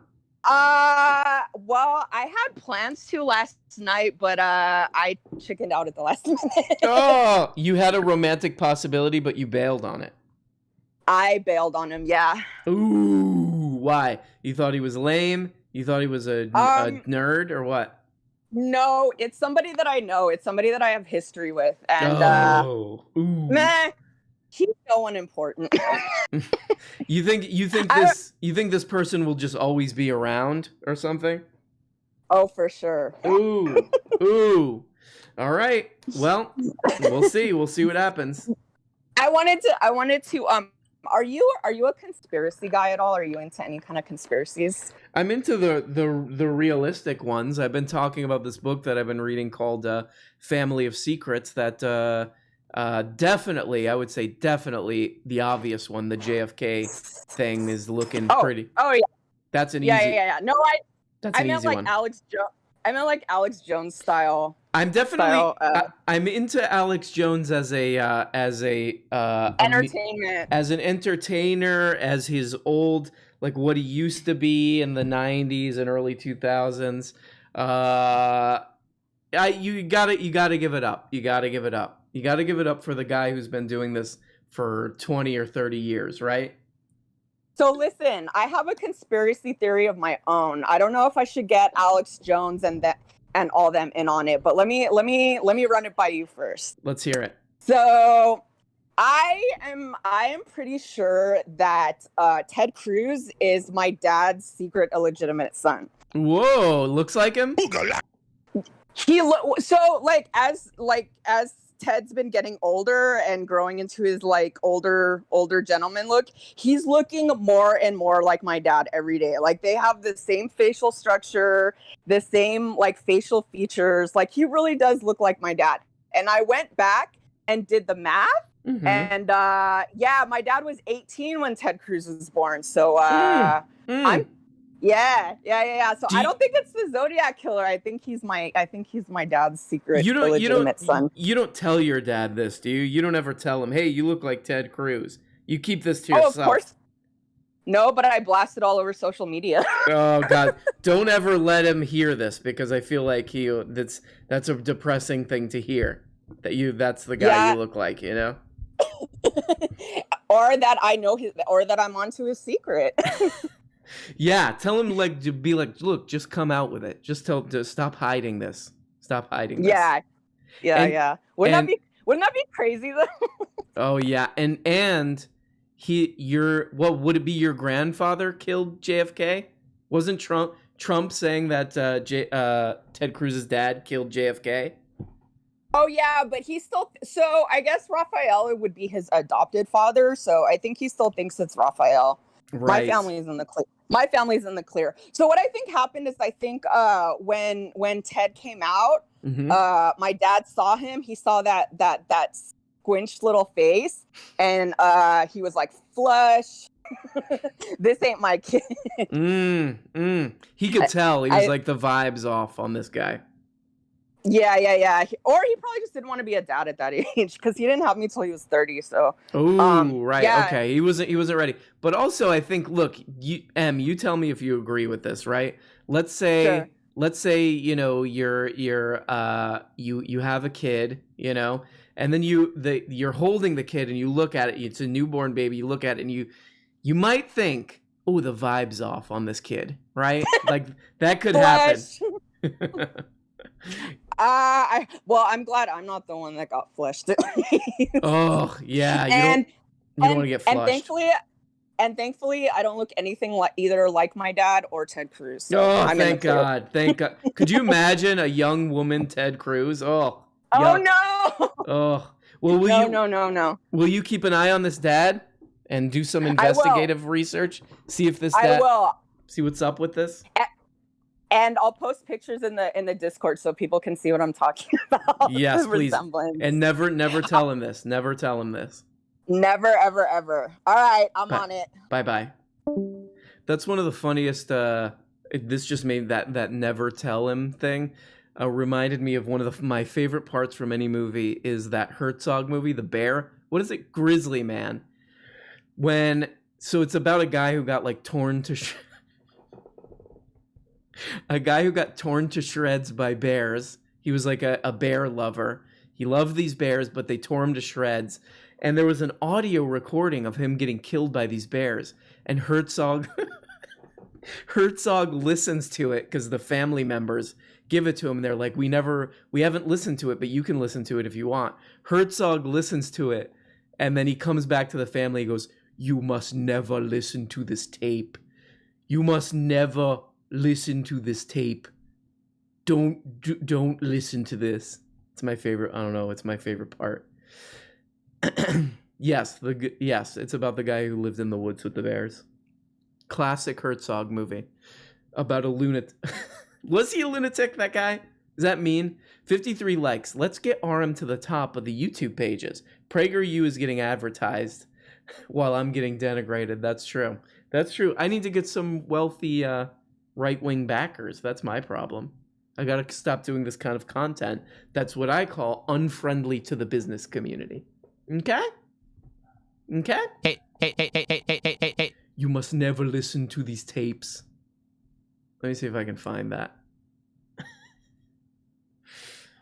Oh boy. Benito, are you back?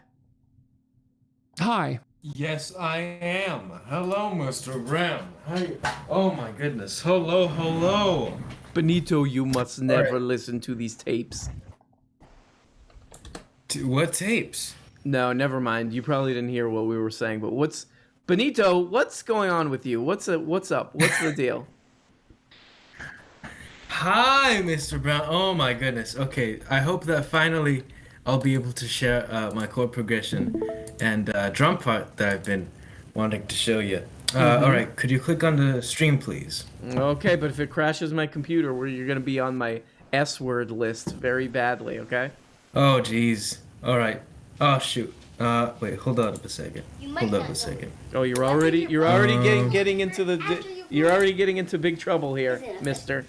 Toilet paper just smears around your residue. All right. I hear lots of clicking. Please do not flush me yet. I do not hear you, but I know what's happening. All right, let him figure that out. This is Timothy's camera. Okay, here we go. Listen to this. I know, Werner, you must never listen to this tape. You must never listen to this. Yeah. Watching that for the first time had me shook. It's such an intense. That movie's still very intense. Coco, are you there? Oh, is this R.M. Brown? Yeah, what's up, Hello? dude? Hi, yeah, it's me. Greg, no. Oh my God, make it stop. Oh, sorry. I'm so sorry. Greg chimed in there for a second, but I cut him off. Sorry about that. No problem at all.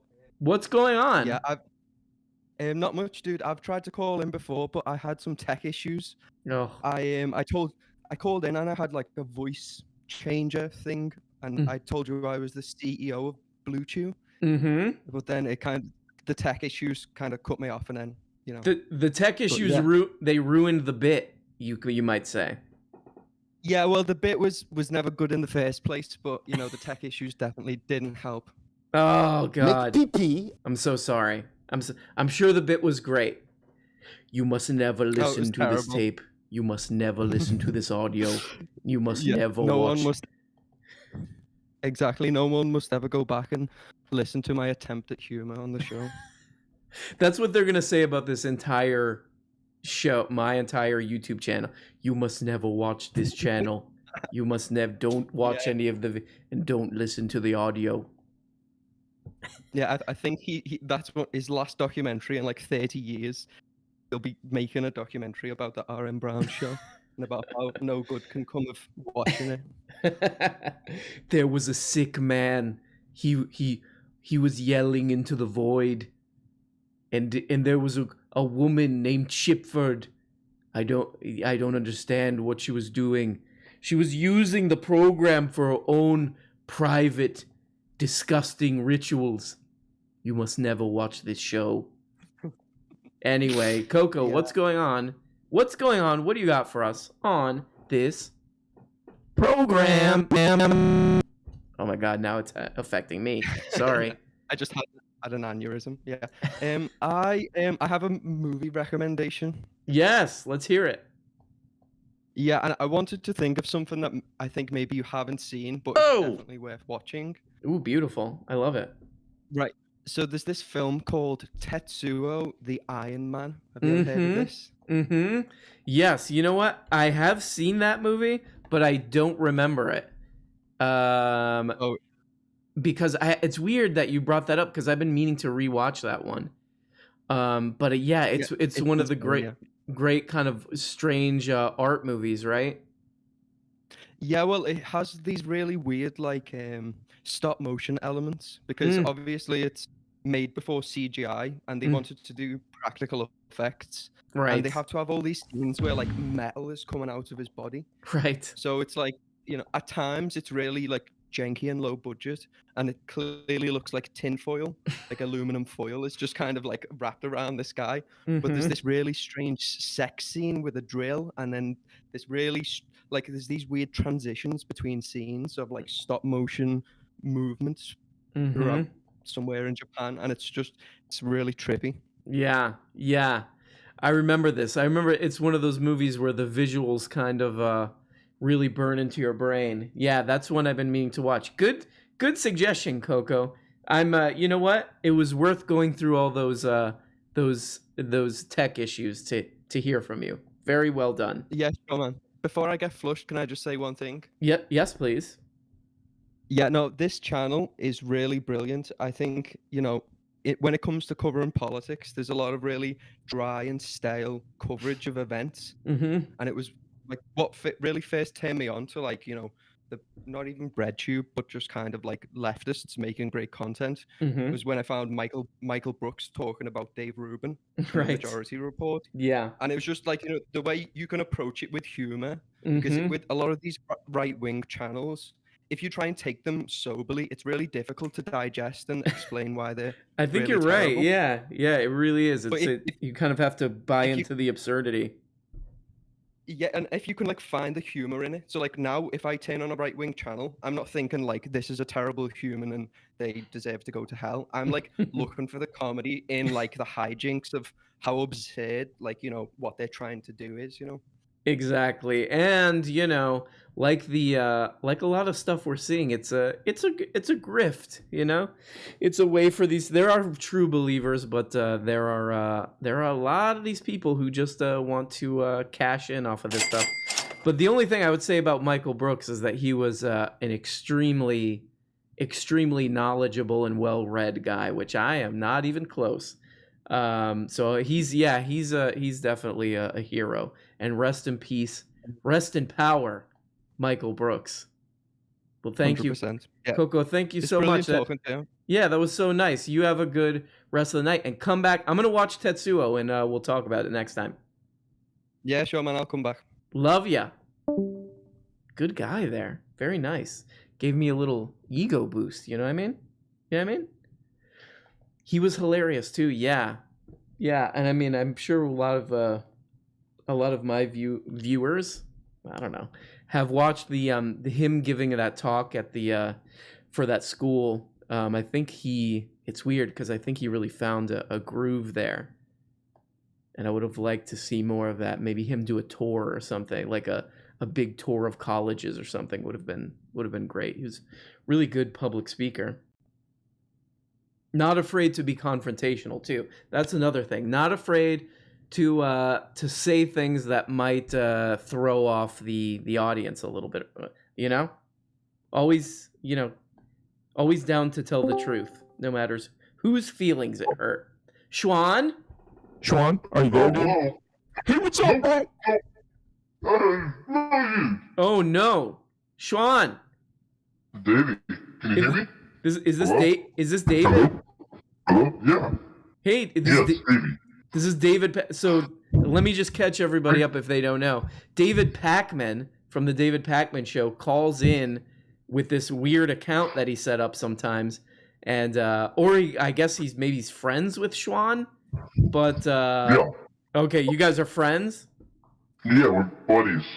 Okay, and you use this voice stuff to kind of, I don't know, it's either like part of your blue chew addiction or it's to mask your voice. This is the real me, okay?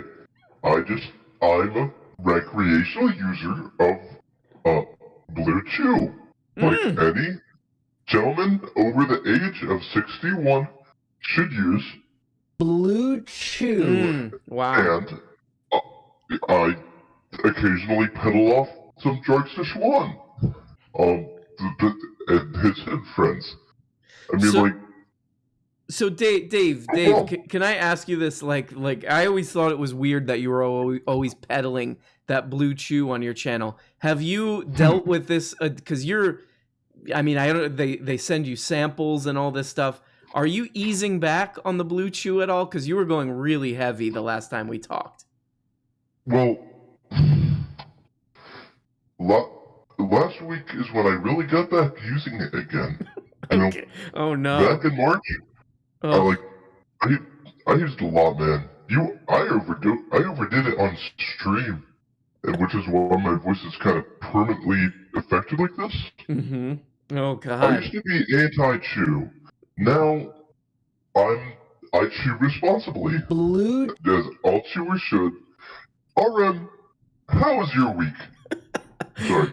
Got some chew in my mouth. It's good. I want to ask you though, is there somewhere where I can see? Because whenever I watch your stream, you're a very kind of like, I would say almost like somebody would describe you as a nice young man who you're not doing anything. Your stream is you're buttoned up.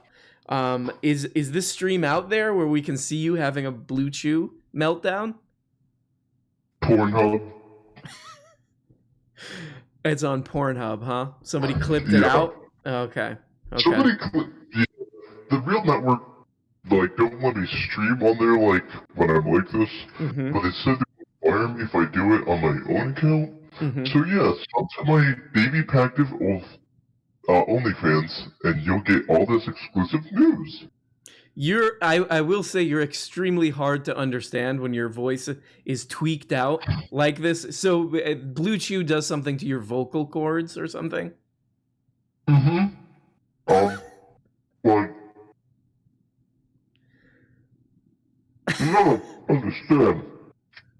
Are you eating? Are you eating? What are you eating right now?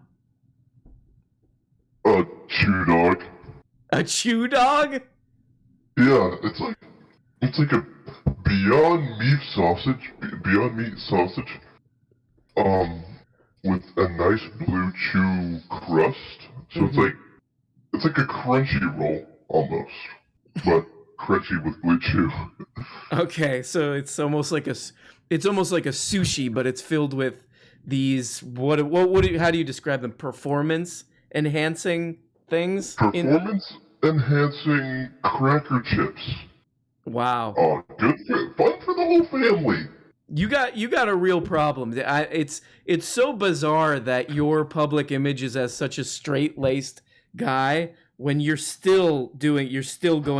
more of like your private life. You're more like a McAfee, like a John, whatever that guy's name was, John McAfee. You're more like him. Yeah, well, some people sell viral wear. Some people sell wares to get viral, if you know what I mean. I'm struggling to know what you mean, but look, please David, please get help. Please get help, and I'll talk to you later. Man, it's really sad to see David Pakman like that, because he seems like such a, you watch those videos of him on YouTube, he's just like talking about, taxes or something, and he seems like he's got his stuff together, to put it lightly, but he's clearly a troubled, very deeply troubled guy. And he calls into this show to really exercise his demons, It's really sad. Sufar. Assalamu alaikum, Commodore Commander Brown. Oh, thank you, Sufar. Glad to hear from you, and thank you so much for those bones. Emmy, put some respect on MB's name. I'll do praises and respect to the great MB all day. And Jane, thank you for the $5. Squid, of course, you get thank you. Yeah, guys, I'm honestly kind of like shook from that David. We haven't heard from David Pakman in a long time, and he's. I figured he got better, but he's not improving. He peddles that crap. He peddles that Blue Chew on his channel, and he gobbles it. Ugh. It's sick stuff, man. Hello, Chippy? Hello, Chippy, are you there? Oh, no. Chip. Yes. Oh, my Lord. Greg! It's doing it again. It's doing it again, Greg, stop. Oh, no.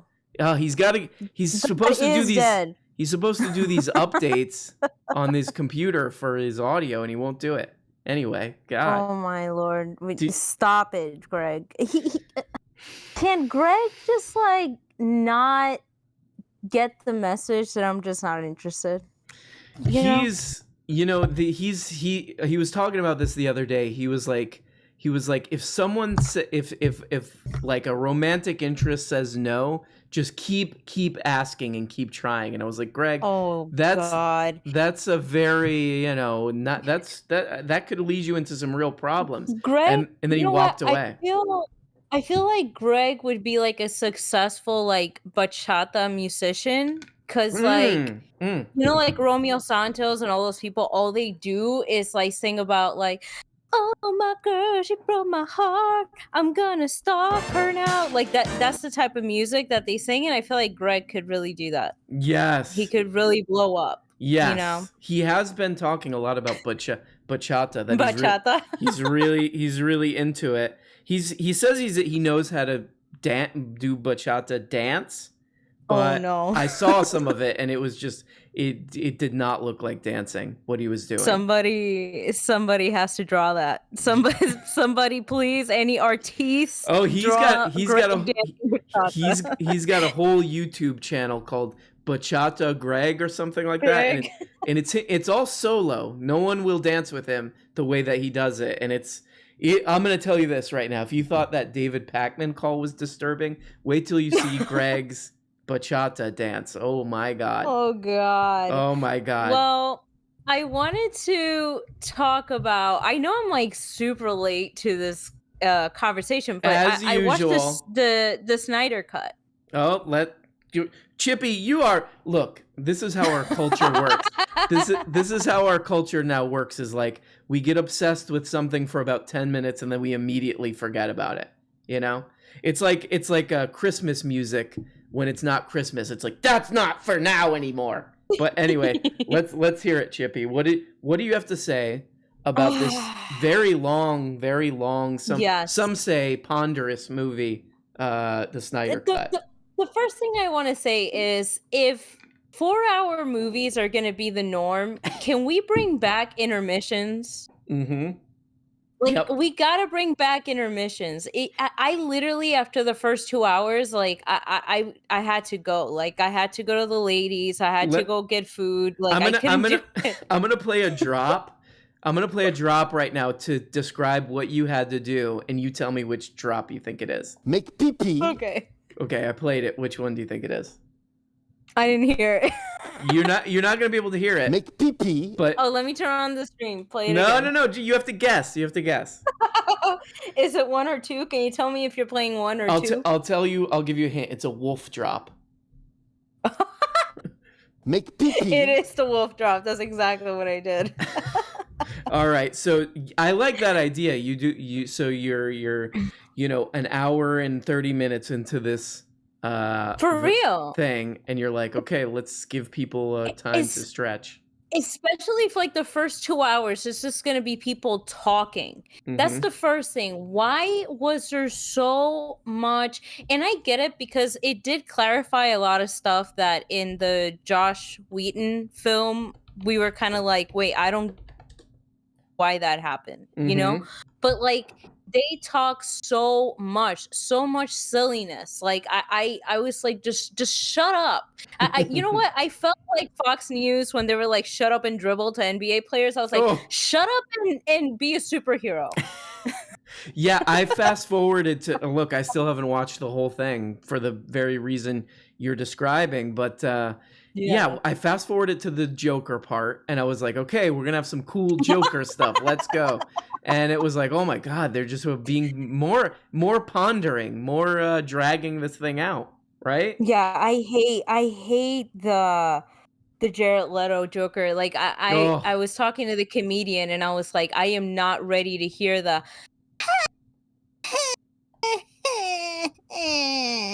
fucking laugh that he does. It's so annoying. And then he was just like, rubbing into his face what he did to Robin and stuff. It was really disturbing. But also I didn't really appreciate the girl boss moments of Wonder Woman. It was so like, so gross. Like she was just looking at that little girl she just shaved. I mean saved. And she was like, the little girl was like, when I grow up, am I gonna be like you? And Wonder Woman is like, hell yeah. And I'm like, bitch, you know that you're like a mutant. Whatchamacallit. And yeah, a mutant, a half goddess, god, whatever. Yep. This little girl is literally a speck of dust next to you. Shut up, Wonder Woman. Yep, Wonder Woman lying to children. Lying to children. Yes. She should have been besides that, it was better than the Josh Whedon. So you're okay with it? You liked it? You liked sitting through this arduous movie? Yeah, it was just too long, and I find that to be like a problem that I have with the Zack Snyder movies. Like in the new zombie movie that he did, I thought it was fine, like the time. But usually his movies are like so long. Like Batman v Superman, for like the ending results for Batman v Superman, like sitting there for 3 hours, having to then listen to Superman go, Martha. I honestly, Look, I'll say this, Chippy. I don't get it. There's no toilets I could flush enough to get over it. This is why I think they need to start getting they need to start branching out for their directors. Like we were talking about Mr. You Must Never Listen to This Tape. Give him a superhero movie. You know? Give Herzog a superhero movie. Who else is a weirdo? Paul Schrader from who directed Autofocus. Give him you know what I mean? But look, a lot of people do like this Zack Snyder stuff. Look, I don't get it. I'm just gonna say I don't get it. I couldn't make it through. I couldn't make it through. People have tried to explain it to me. It's just not the receptors in my brain for these Zack Snyder movies. They're just not there. Right. They're not there. Yeah, it's just it's a lot. But I also wanted to say I really recommend people to watch oh God, you were just talking about it. The new Soderbergh film on HBO was No Sudden Moves. No Sudden Moves. I watched it today. Uh-huh. It was good. It was engaging. But can we talk about how Brendan Fraser, he's dead, right? Like he's done. Like I remember having like such a huge crush on him when he was in The Mummy, and now I look at him now and I just question my whole youth. Like what happened? You know, a lot of people have asked no spoilers, so I don't want to give too much into Brendan Fraser. Talk about it. He's look, I was talking about it in the beginning. For what he was in that movie, I liked him. You know? I liked his character. It was interesting. But not to give anything away, he has absolutely transformed into a different human being for sure.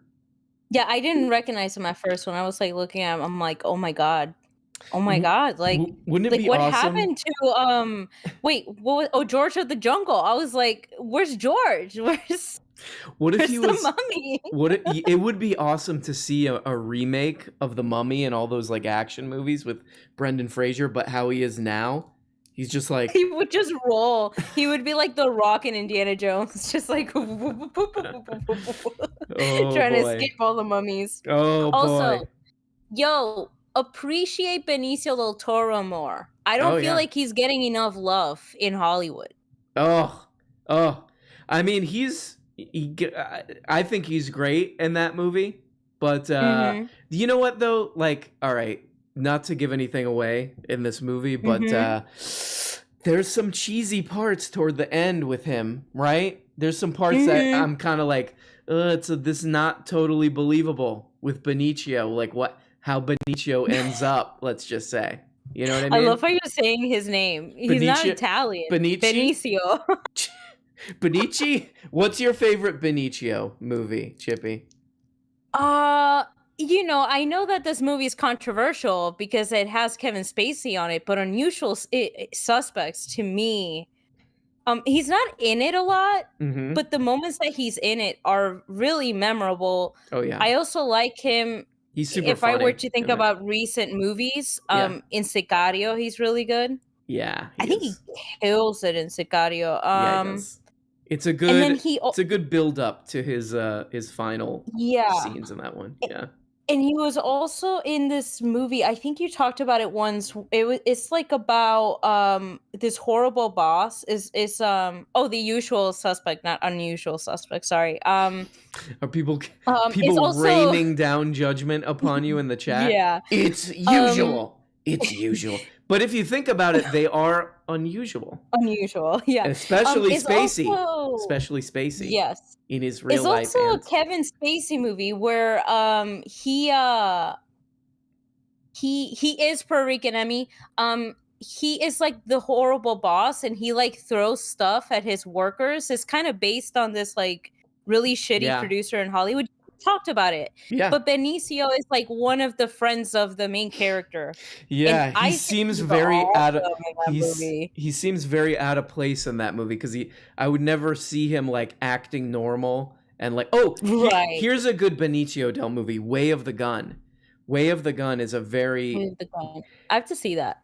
Yeah, you watch it and you come back. It's by the same guy who did either wrote or directed Usual Suspects. I want to say wrote. I think it's the same guy who wrote it, but it's got It's got Ryan Phillippe, and Sarah Silverman has like a very notorious part in the beginning. It's a good movie. Also, Fear and Loathing. He's great in Fear and Loathing.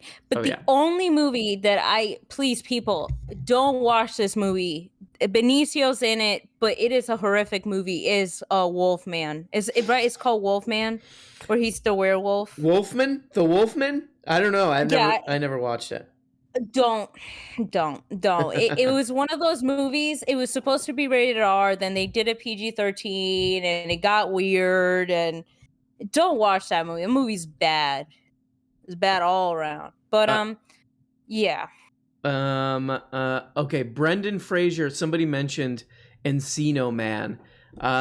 That's peak Brendan Fraser right there, as wheezing the juice, learning how to wheeze the juice with Pauly Shore and the dude from Lord of the Rings or whatever. Pauly Shore. Do we need to bring Pauly Shore back, or is that something that we should never talk about again? You know what? Like, Pauly Shore really he tried to do like a stand-up thing or whatever, and it was just like nobody was interested. Nobody wanted it.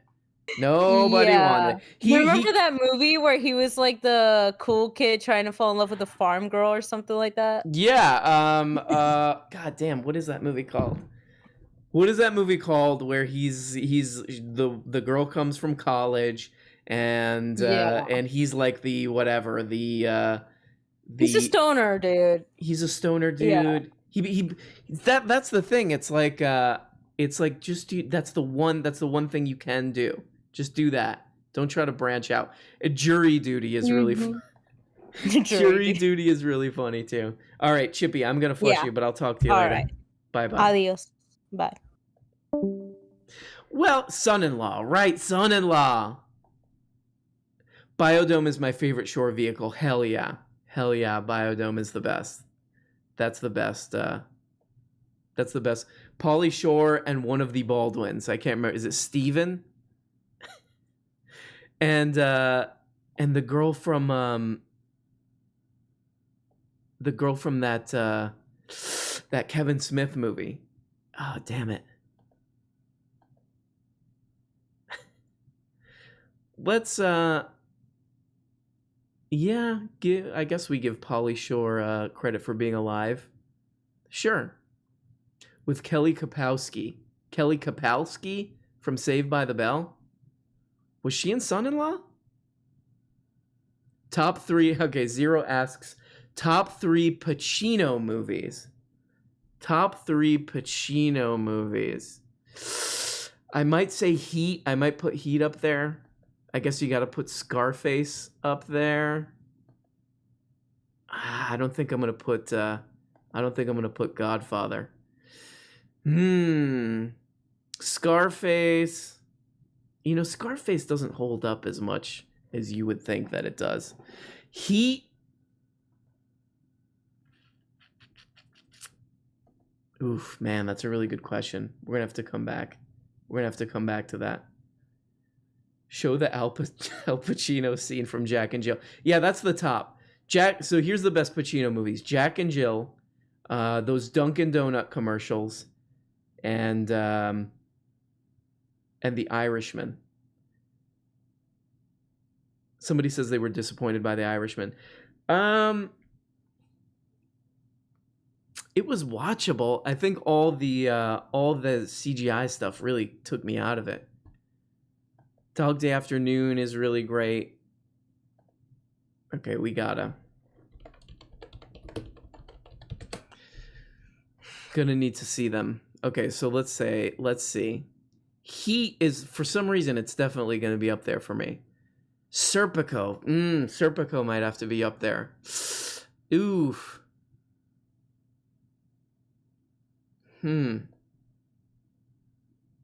Yeah, I'm gonna go Serpico.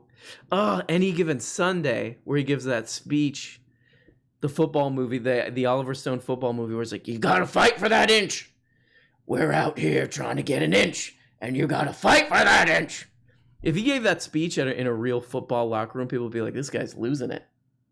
This guy's losing his mind.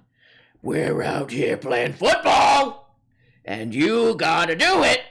It's like, why is he yelling like that? I don't even want to be a football player anymore. Heat, Serpico, Scarface. I'll go that way. Heat, Serpico, Scarface. Richard Nixon, The Irishman is another movie that needs an intermission. Hell yeah. I liked it. Joe Pesci's great. And everybody's great in that movie, but boy, it was a long one. All right, we'll take a few more calls, and then we will say, Greg, what will we say? What will we say? No, we won't. Greg, what will we say? Doo-doo, pee-pee. Greg, what the? Come on, man. Greg. Greg. You getting poo-poo pee-pee on me now? What's going on? I mean, what's the deal with doo-doo, huh? What's the deal? He's like a baby. Honestly. What's that? You know what? That would be great if Jerry Seinfeld just started losing his mind and he just was like, "What's the deal with doo-doo and pee-pee and toilets?" I would love that. I mean, he's kind of getting there. I feel like he's gonna get there for sure. Yeah, just saying like little kid stuff, and is that what's the deal with boogers and caca, everybody? What is wrong with Jer? What's going on with Jer? Maybe he crashed one. Maybe he crashed one of those cars when he was getting coffee or something. Comedians in cars getting crashes. That's the next season. How about it's comedians in cars getting in crashes, and Jerry hits his head, and he just starts doing baby talk in his act. That's his thing now. It's just his thing now. Baby talk Jerry. What's the deal with my saggy diaper? What's wrong with you, Jerry? Get help. His new retirement home routine. What's the deal? And then, my diaper is full, nurse. And then people are trying to help him, and he complains that he's being censored by college campuses. Oh my god, yeah. I got to read this from Emmy real quick. Emmy, my sandwich is soggy, and now I'm sad. Emmy, what in God's name are you doing? Get your sandwich together. Anyway, King, this is a new segment on the show called Go Off King, where King comes on and he goes off. Well, what do you want me to go off on? I could go off on a whole lot of stuff. I haven't been around for a while, so Well, go ahead. You tell what's on your mind. Like, what do you think? What do you have to share with people that you think will be useful? Oh, what do I have or to share with people? I think I could talk some science if you want. Make it quick. Make it quick and punchy and interesting. All right. Basically, so Neuralink. I know a lot of people have a lot of fears around that. I'm sorry. I hate to interrupt you, but I did a truly moronic move, and I didn't include Glengarry Glen Ross in the Pacino movies. So I'm gonna switch the entire thing. It'll be Glengarry Glen Ross, Heat, then Serpico. Okay.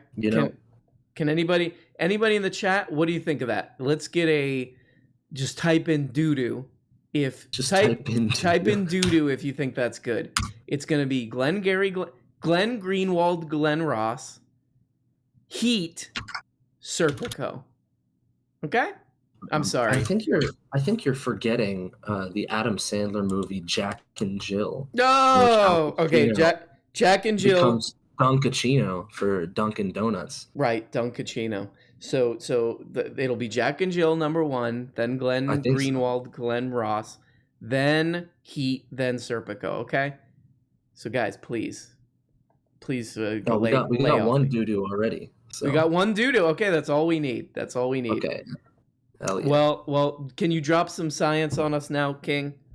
Okay. Well, let's learn about. Well, I don't know. I'm gonna talk about. So Neuralink, that company that Elon Musk has been heard of it, pumping money into. This guy Elon Musk, the guy who everybody, I think.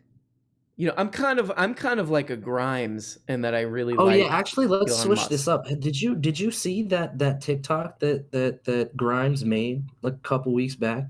The one where she's talking about communism or whatever? Yeah, she's like, enforced farming is not a vibe. And I was like, what the hell is going on? Like, and she's been in like, go ahead. I gotta say, I mean, I think that when that happened, I was like, look, Grimes has done some really good pop, some of the great, if you play one of those Grimes pop hits at a dance party, I'm dancing to it. But she seems to kind of be living in her own world a little bit now, Yeah, I think she's kind of disconnected from the earth for sure. It's sort of like a Mark Zuckerberg doing that thing where he's on that surfboard. Oh my God, that was insane. Yeah, no, he was trying to one up Bezos right there. Exactly, and a lot of these people, they're not they're not really tapped into what is going to be what people are going to sort of not cringe at. And that's a bit of a problem, to be sort of sheltered from the world where you don't kind of know, you kind of lose your social sense a little bit, know? I mean, it happens with comedians too, where like, I don't know, they go in interviews and they start, they're talking about how they still make jokes about going to the grocery store, and they're like, I don't fucking go to the grocery store. What is the deal? Why, when I go to the grocery store, do I use the bathroom in my diapers? Jerry, hit your head. Stop. Jerry, you hit your head in a car crash. You need to stop doing comedy. Jerry, it's been 10 years. You need to let go of the accident, man. It's okay. You're literally bleeding from your head right now. You gotta get help. You're just saying doo-doo and stuff on stage. This is you're scaring everybody. Oh. Newman, it wasn't me who doo-dooed my diaper. It was Newman. Newman did it. Jerry, you gotta get help, dude. Please, for the love of God. God damn it, Jerry. What are you doing, man? Well, okay, so look, Grimes, Grimes. Let's just say Grimes is not gonna. Grimes. She's not gonna help us. She's not gonna help society too much. Let's just leave it at that. She was responding to comments, actually, because people were making like response videos to that video that she made, and they were making fun of her because they were like, yeah, while Elon's, promoting child slavery in Bolivia, we got Grimes dancing in her pool to her new song. And then she responded in comments to some of those videos that were like, actually, if you Google it, Elon's not using child slavery, or it's like, or some shit like that. And you're like, oh, what? Are you sure about that? Like, I don't know, dude. So, she's kind of not on Earth anymore. She might have a conflict of interest, I think. Yeah, I think so. She's got XA24 Cyborg on the line, Whatever his name is. What's that kid? What's his name? I think that kid. I think it wasn't. Didn't they name him Elon Musk Jr.? Maybe. They could have named him like Lil Muskie or something. Lil Muskie? I think that would have been a good one. Or what if they named? What if it was like? What if it was like?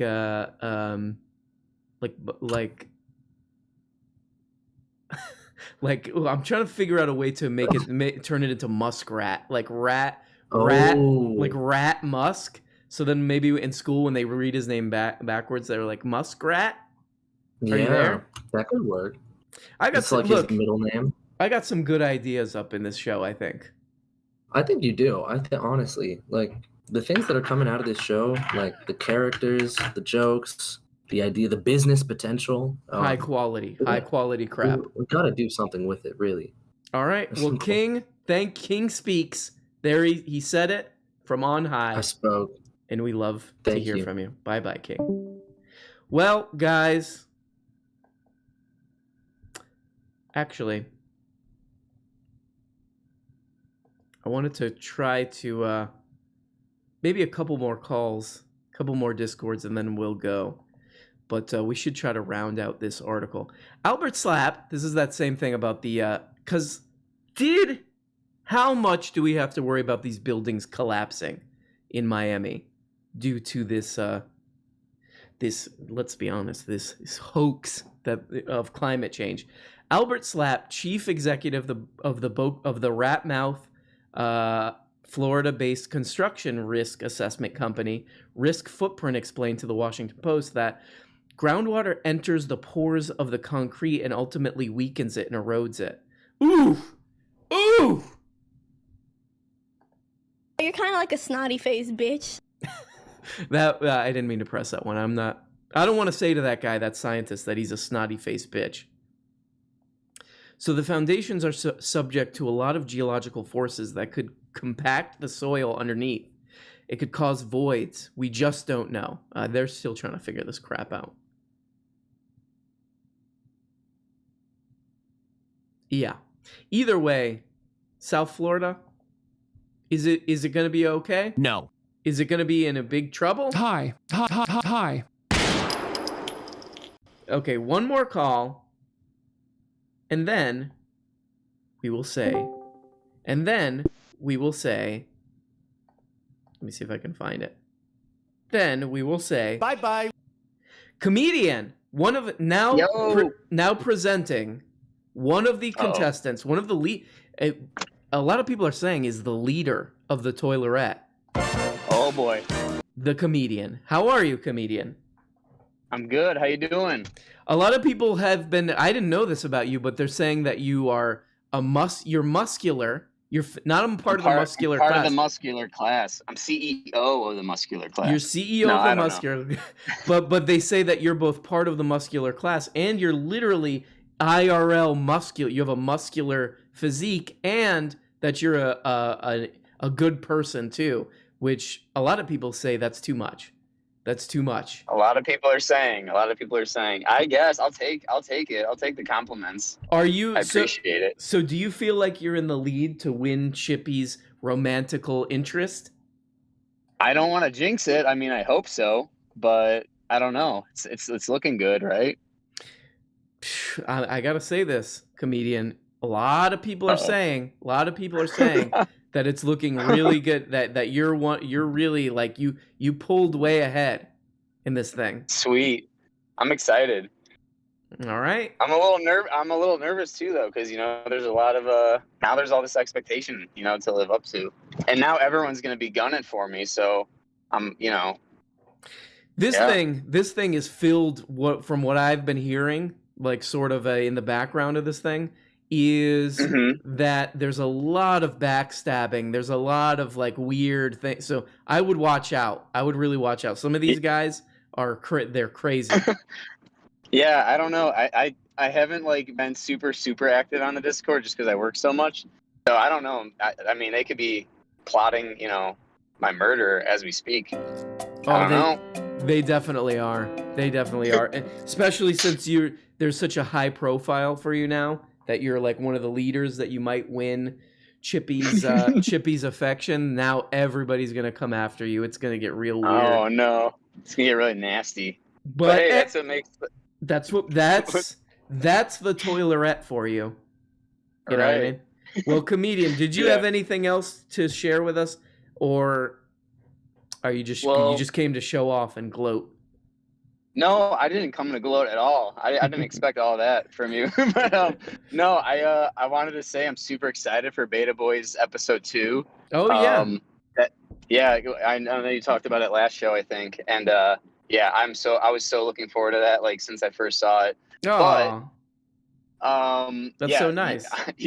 Your bit just cracked me and my brother up. We both went to film school, and we just thought wow, this production's really done really well, and the humor was right up our alley. We're big fans of that kind of stuff, and that's so nice. Yeah. I mean, yeah, the people who actually edit it and shoot it and stuff, they put a lot of work into it. So yeah, they're gonna like to hear that, and it should be out soon. I think they finished shooting everything, so they just need to kind of edit it and upload it at this point. And heck yeah. Yeah, I'm so glad that you like it. That's so nice. It really, I think, it's hard now to have something like that get found online because there's so much. 100%. Yeah. Yeah. There's people uploading so much stuff, and there's a certain type of content that you have to upload that's topical in order to get found, and So yeah, it's more difficult. So I'm really glad that you that you're supportive of that. That's so nice of you, comedian. Yeah, I even like shared it with like my friends. I have this Discord where just a bunch of my friends that sometimes play, you know, video games together. We have a little lobby, and I just randomly posted it one day, like after I watched it. And my one friend, like, you know, he doesn't know what it is. All it says is just like Beta Boys. He's like, "What the fuck is this?" And I'm like, "Just watch it." And then he ended up loving it. So. Oh my god. Yeah. That's He's like Beta Boys. Well, comedian, that's so great to hear. Maybe there needs to be some muscular class cameo on the Beta Boys. You know what I mean? Oh, dude, I'm down. Name the time and place. I'll fly down. All right. But I wanted to say one other thing about the awkward party behavior, because I have a pretty funny story. Yes, please. I'm super introverted, and I had a friend that I went to college with. She reached out to me and invited me to like a housewarming kind of thing, and I knew nobody there except her and like one other person, just barely. So I go to and I'm like, but I kind of like forced myself to go because I was like, you know, like I recently broke up with my ex, and I'm like, I should probably get out and socialize a little bit. And I get there, and I immediately just regret it, and I drift over to like the snack table, you know, and like where the drinks are, the drinks and the snacks, you know. And then like her roommate was like, she's like, "Oh, hey, like, do I know you? How do you know, such and such?" And I was already like, I was eating a snack, and as I was like starting to talk, like this piece of cracker like flew in the back of my throat, and I started like choking. So immediately it was just like super awkward. Oh no. And eventually it got better because like I did know the one person that showed up later, but yeah, like just drifting to the snack table, and I was petting their cat a lot. And that's my favorite part. The cat or the dog is like, "Look, you're rubbing my fur off at this point. You got to stop petting me. Go, just get away from me." Yeah, I love that. Yeah. I love that. Like you're choking, you're coughing up this food, and people are like, "What's wrong with that guy? No, what's wrong with that guy?" It was so bad. This I have the worst. Like in this, there's no like yours has like a funny punchline. I remember this. This has stuck in my head, and I'm like, never do this again. But this friend of mine invited me to this party, and it was like a lot of people and like, you know, like creative people in the. This was a long time ago in the city that I live in. She's like, these are all really cool people. Some of them were like well-known like stand-up comedians in town here, and she was like, no, it's cool. Like just come. Like you come with me. And for some reason, like right when I stepped in, it was like in this little house. I stepped in, and I psychologically like froze up. And what I did the whole time in this little house where there was no way to avoid like being face to face with people is I kept like walking to the kitchen for no reason, and like walking back to the living room. And Yeah, just, like, I did a lot of that too. Oh God. So anybody We're listening, spirits. if anybody's like this, if anybody's is a weirdo like me and comedian, you gotta like just if you're in a weird party situation or a social situation, you gotta just bite the bullet and talk to somebody, right? Like that's the only. Or you're just endlessly taking laps around the tiny condo or house or apartment, and you'll look like a weirdo to everybody. You're looking like a weirdo. And here's the impossible part about this is that like if let's say this is happening to somebody else, right? Comedian, and like we're at this party and we're watching, we spot it. We're like, oh no, we see the guy, or gal, we see the guy who's clearly frozen into his own brain, and he's panicking. Yep. He's panicking. The problem is that if we're like, okay, we gotta like reach out to this guy, then you feel like you're pandering to this person, you know? Yeah. So you gotta like, it's a fine line you have to walk, you know? Because then the other thing is, if the person is, you know, not sociable or whatever, then you're kind of like locked into this back and forth with this person, and there's no smooth exit. You know what I mean? Have you had that where now you're like, crap, now I'm kind of stuck here, and then like, you don't know, you don't know how to like. That is just also another awkward party where you're just like, well, I'm gonna go to the bathroom, and then like you just kind of walk off. And So this is a lesson to anybody who's like us, who's kind of loses it some kind of a social gathering where everybody's a stranger, there's only one thing you could do, which is just be kind of annoying and force everybody to talk to you. It's the only way. Yeah. All right. It was also with the seat thing. Yeah, I ended up like having to sit down on the floor, like, cross-legged, because there's no chairs. It's kind of like what you and No Warning Shots, I think, were talking about. God. And it's like, imagine it's both. Imagine both happens to you. You're sitting on the floor, then you choke on the cracker, and it's like, why is? Thankfully not. Oh, that would have been. I just would have left. Like, I just would have walked out. I'm like, well, it's been real. You just not only do you leave, but you start walking, and you just keep walking. Like you just sort of walk into the distance. Yeah. All right, comedian. Out of existence. I gotta flush you, but good luck with the toilet, Right. and I will talk to you hopefully Wednesday because you're still in the room. Yeah. All right. I'll be there. All right. Later. Bye. Very nice guy. You know what? I gotta say, a lot of these toilet competitors, they're talking about how that one guy said that he would beat a kid. Not beat a kid in Walmart. Just beat a kid anywhere. Beat a kid in Walmart. You are morally obligated to beat a kid in Walmart. All right, guys. We still do have people who want to talk. Please come back Wednesday. We got to High Council to the High Council. I will set up the Slack so we can coordinate that. I didn't have time to do it because I'm an idiot, a fool and a buffoon and a loser and a puke and a failure and a dimwit and a creep and a cretin and a social gathering cat petter. One more super chat. Where does the Dennis Prager Watt drop come from? That's not Dennis Prager. That's this one. Oh, what? That's what? That's Tony Soprano. That's Tony Soprano from the program The Sopranos. Well, guys, thank you for watching. Wednesday will be where things get real weird. Where things get real weird with the toilerette. So, bye-bye. Bye. And flushing toilets to all of you.